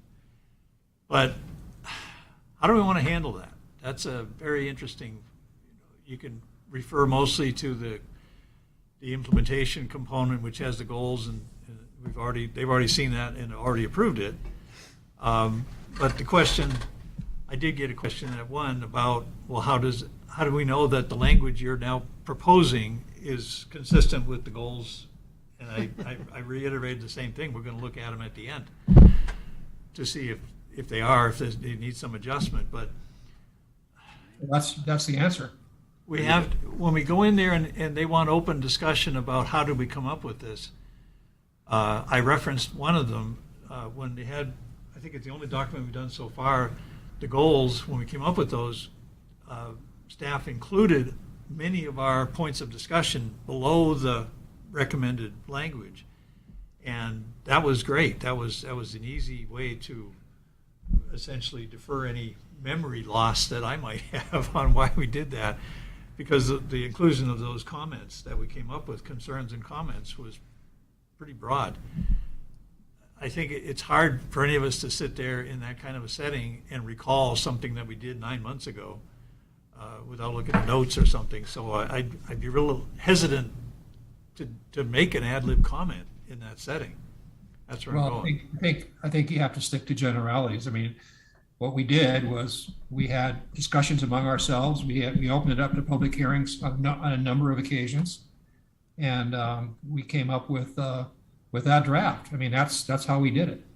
And That's I'm how. going to be a broken record on this, but we based it all on, because I went through the numbers, on about 2,500 man hours of work done by the sub-area committees. Correct, absolutely correct. Yep. And if- 110 meetings were held across the 5 sub-area committees. In that regard, I know, Dave, you were a member of the sub-area committees. Debbie was. I don't know, but Don, I know you attended a lot of them, quite a few of them. right? So, and then Matt, did you go to them? Oh, yeah. Pretty much He every went- Sagal and every Sully. Sagal. Yep. You went to Sagal? How about Selly? Yep, I was there almost every meeting. After a while, all the selling meetings were held right in this room. After, I think, the last year and a half, maybe 2 years worth. Yeah, Don and I were the only ones in the public. We were the public. So what I intended to talk about tomorrow, if it comes up, is, I know that there's been some discussion about, well, the planning commission needs to have representation from the sub-area committees, and we do. So I know we've got Selly, we've got Sagal, we've got Priest Lake. I don't know if we have, Priest River and the southwest, but, you know, I know Don went to a lot of those, so it seems to me we have that representation. The other comment I know I've heard is that, you know, well, we need to have representation from all the different commissioner districts. And Debbie and I are both in District 2. I assume you guys are from 1 and 3. Right. And unfortunately, we've got, let's see, is Sandpoint in District 3? No, it's north of the river, so that's in 3. We've only got 1 from 3, and there's 3 of us from 2. So we've got everything covered. I think so, and we have one opening. Yeah. Well, and one of Hopefully the that comes from comments 3. was, well, we're loaded with real estate agents and developers. I sell real estate, but I don't know, you're an engineer. I'm a retired electrical engineer. Electrical Talk to me engineer. about broadband. And Mike, I'm tired. you're tired. I hear you, but I think I'm the only one who's involved with real estate. Yeah, so that's a mute argument. But, oh, no, it really wasn't. Well, maybe not back then, but it is now, is it not? No, it is. I think for me, a lot of the comments that have been made at these workshops are a little bit discouraging because they're not based on truth. And it's very difficult to counter those when you're on the defense. You know, the accusations about the sub-area committees, not true. The accusations about it being overloaded with real estate, not true. It's very difficult to not be rude. And I don't know how a lot of these rumors are getting spread, but I had a hour-long phone conversation with Asia the other day, and I was talking to her about these things specifically, and it was like it was news to her. So I encouraged her when she started getting these complaints to forward them to Alan, because I think she's taking a lot of them seriously without knowing the facts. And I think once the facts actually start to get out there, we might not get as many of these comments. So Debbie, I think from my past experience, most public comment is based upon hearsay Yeah. and premonitions, and I heard Yeah. this and I heard that. But the reality is that is the purpose of the public hearing, is to listen and hear that does, and then we as appointed or elected officials are called to discern the truth and the continuity and make a decision, and then you run for office again. Or Yeah. But, Well, so I just think it's a process that we have to be comfortable with, and we have to Yes. understand that some people are going to give public comment, and they're expressing their viewpoints, and that may be somewhat amiss, but that's the process, and we listen. Right. I also at the same time think that it's not a problem to point out the facts. And I think a lot of these people, in addition to being misinformed, they haven't even read the document. I concur with what you're saying. They've proven that over. And that's difficult. That's difficult, especially for someone like me, to not be sarcastic and rude. So I don't speak up very much in those situations. But, you know, maybe it'll start to change here a little bit as they get a little bit more educated. Maybe it won't. Maybe I'm naive. I'm just glad I'm at home in my sweatpants and I don't have to drive home tonight. So I'm gonna pull a Jake here and come to the front. Okay, Tell us what's happening. So, just to clarify, we're talking about facts and the commission and blah, blah, blah. So, State Code 676504 states lays out the planning and zoning commission, the creation, the membership and stuff. And so we keep hearing about, well, we need representation in District 1, 2, and 3. State Code does not say anything of that. It does say, mention within the area of city impact. It says not more than 1/3 of the members of any commission, now we're talking, any commission appointed by the chair of the board of county commissioners may reside within an incorporated city of 1,500 or more population in the county, provided, however, that any appointment from within incorporated city with a population of 1,500 or more must occur, rotate between all the incorporated cities. Talks about a half of the members of any commission appointed by the chair must reside outside the boundaries of the city's area of impact. So when we look at that, that's one thing we're going to bring up. To expand on that, the BOCC has wanted more seats. Right now, we're still going with 7 on the planning, 7 on zoning, and we have a vacancy on planning. We have 1 vacancy on zoning. I'm sorry, is zoning 7 now? It's 5. I thought it was 5. Is it 5? Yeah, it's still. Oh, I'm sorry, I yes. thought it was 5 and we're 7. Yes. So instead of 1/7 vacancy, it's a 5th, but there is a vacancy on zoning, correct. So we are holding interviews next Tuesday. And then, so they're gonna, I think they have 8 applicants right now. And so they're gonna choose 2, and then they'll be able to choose who they want on planning and who they want on zoning. So just kind of an update with where that's at. But we will let them know who resides within the ACI, you know, and so they get to choose that because state code dictates that. They do not dictate the District 1, 2, or 3. So just so that's clear. We went over the March 7th agenda. What's coming up next? Yeah, tomorrow's BOCC. If you guys want to be there, it sounds like Alan's gonna. Alan, are you gonna be there via Zoom? Is that correct? Yes. Okay, excellent. Well, yeah. So, but that's kind of all the workings. So you guys are the foundation, obviously, and it's going to be OCC, and then we'll just continue with this. As we know what the board is going to be looking at by the calendar, I think it might just be helpful if we not go into a long debate about it, but just say who could be there to assist them in their deliberations or their discussion. And if any prep is necessary, then do it. Because I'm telling you, you don't want to get flat-footed at one of those meetings. So I was going to ask before, do they get that version that has all of your comments about our discussion that we held? Yeah. Okay, so they We have shared with them the drafts of, have all that detail if they they do. read it. Yeah. Okay, so they get the That's- background. But But that's only for the goals, objectives, and policies. Yeah, We don't have But same right data. now- for- Yeah. right now, a little bit of a problem that we are running into is that some of the public comments we don't get at your hearing stages. We get it after it's gone through you.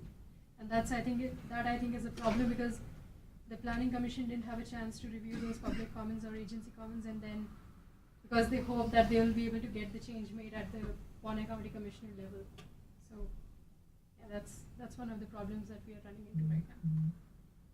And So you were mentioning there's a discussion going on about expanding the planning commission. Well, they've talked about that in there. Yeah, they've talked about it for a while. Right now, nothing's been set. So. one of the things that could possibly affect your hearings is that Zoom was earlier dissolved, but now it's reinstated today, as of today, with a disclaimer that it should not be used as an alternative to coming to the hearings physically, because if there are technology issues, then county won't be liable. So something to that effect, not exactly this, but it's likely to affect your hearings. Time will tell. Sorry, go ahead. Well, the only other question I had all the way through this, so, we make a recommendation to the board. On comprehensive plan amendments, they're not supposed to act until they get a recommendation from the commission. Chapter 65 says, okay, they act only then. They hold their own hearing. It doesn't say anything about a workshop. Nothing does. They hold a workshop or a hearing. If they, how does it put it? If they decide to substantially change something from our recommendation, then they're supposed to hold another hearing with that new information. Does that imply that they could send it back to us for a rehearing with this group? Or does it does it not even put that as an option? It doesn't say so either way. It says a new hearing, I think it says, I forget the wording exactly, So but it says if they are going to propose a material change to the planning commission's recommendation, then they are required to hold at least one more public hearing. It doesn't say with who. It could either be with the planning commission that's it. or with the board itself. So in all, the way the state code is written, any changes to the comprehensive plan requires one public hearing. Right. We do it through 2 public hearings, one with the planning commission, one with the board, but it doesn't have It to doesn't go have through. to be a public hearing with the board. They could just take our recommendation and approve it. Approve it. Because it's by resolution, it's not an ordinance, that's Correct. why. But it also, I'm a little, I guess concerned is the right word. So far, when our recommendation is passed on to the board, they schedule it for a workshop. Yes. With the new board, yes, that's how it's been. Yeah, so, and that's without, I think the first one I went to was without public comment, mainly for them to just look at it and what did we get, so they could talk about it as a group.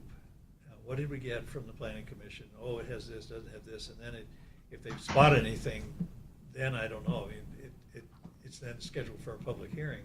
But if at that point they said, wait a minute, we need more information on this or something, I think they have the ability to, see, that's not addressed, a workshop context. It's just, they're supposed to review our comment and hold a public hearing, or materially change it, which implies a workshop, and then hold a public hearing. Somebody holds a public hearing to consider the amendment. So the material change legally wouldn't happen in the workshop. It would happen in the public In a hearing. public hearing, I think right? we'll cross those bridges when we get to them. Yeah, They it's would- just, I was concerned, and I don't know if Mr. Wilson has advised them Just- about the process, which. They're not The required. I haven't been to one of your commissioner meetings, but does staff do a presentation of the process that it's been through? Because I do know commissioners depend heavily upon staff and the recommendations of the hearing boards, whether it be zoning or planning. And they would have to have cause being an outcry, if you will, a public comment opposed to the recommendations. But this is, I understand this to be a new board that wants to be very open and is operating under some different parameters highlighted by Zoom. So time will tell on all of this. I don't think they have the authority to, I guess they could remand it back to us. But It doesn't- we'll cross that bridge when we get to It it. doesn't say They could who do holds the it hearing. either way. They could either send it back to the planning commission, or they could hold could a hold their hearing own hearing. again, On second the hearing final before version of of the what they're document. proposing. Okay, all right. Anything else? I have a quick general question that I just thought of. Like our goals, objectives, and policies, those were approved by the last board. So are they now officially the goals and objectives and policies of the comp plan? And I can't remember how many components have actually been accepted by the old board and the new, I don't think any by the new, so Those are the three that is that official? Or are they waiting till it's all done to make the whole thing official? Does anybody know the answer to that? Yeah, the goals, objectives, I and do. policies that were adopted are now legally Operating. our current goals, objectives, and policies. So all the applications for conditional use permit, zone changes, and comprehensive plan map amendments would be reviewed against the new goals, objectives, and policies. But new boards do have the authority to change past decisions of previous boards. So, Especially- Right, but so far they haven't. So I just started thinking, wow, has anything actually become official yet? But thank you, Swati, for that answer. It's really when the resolution Yeah. It's right, official. It's adopted by resolution. Again, But if the new board wanted to change those goals, objectives, and policies, it would have to go through a hearing. Right. Yeah. And I they just could. have one question. I understand that we did implement those, we did adopt those. Applications that came in prior to that adoption, though, they're getting heard underneath the prior goals, objectives, and policies as they existed at time of application, correct? Correct. Yeah, Correct. date of application.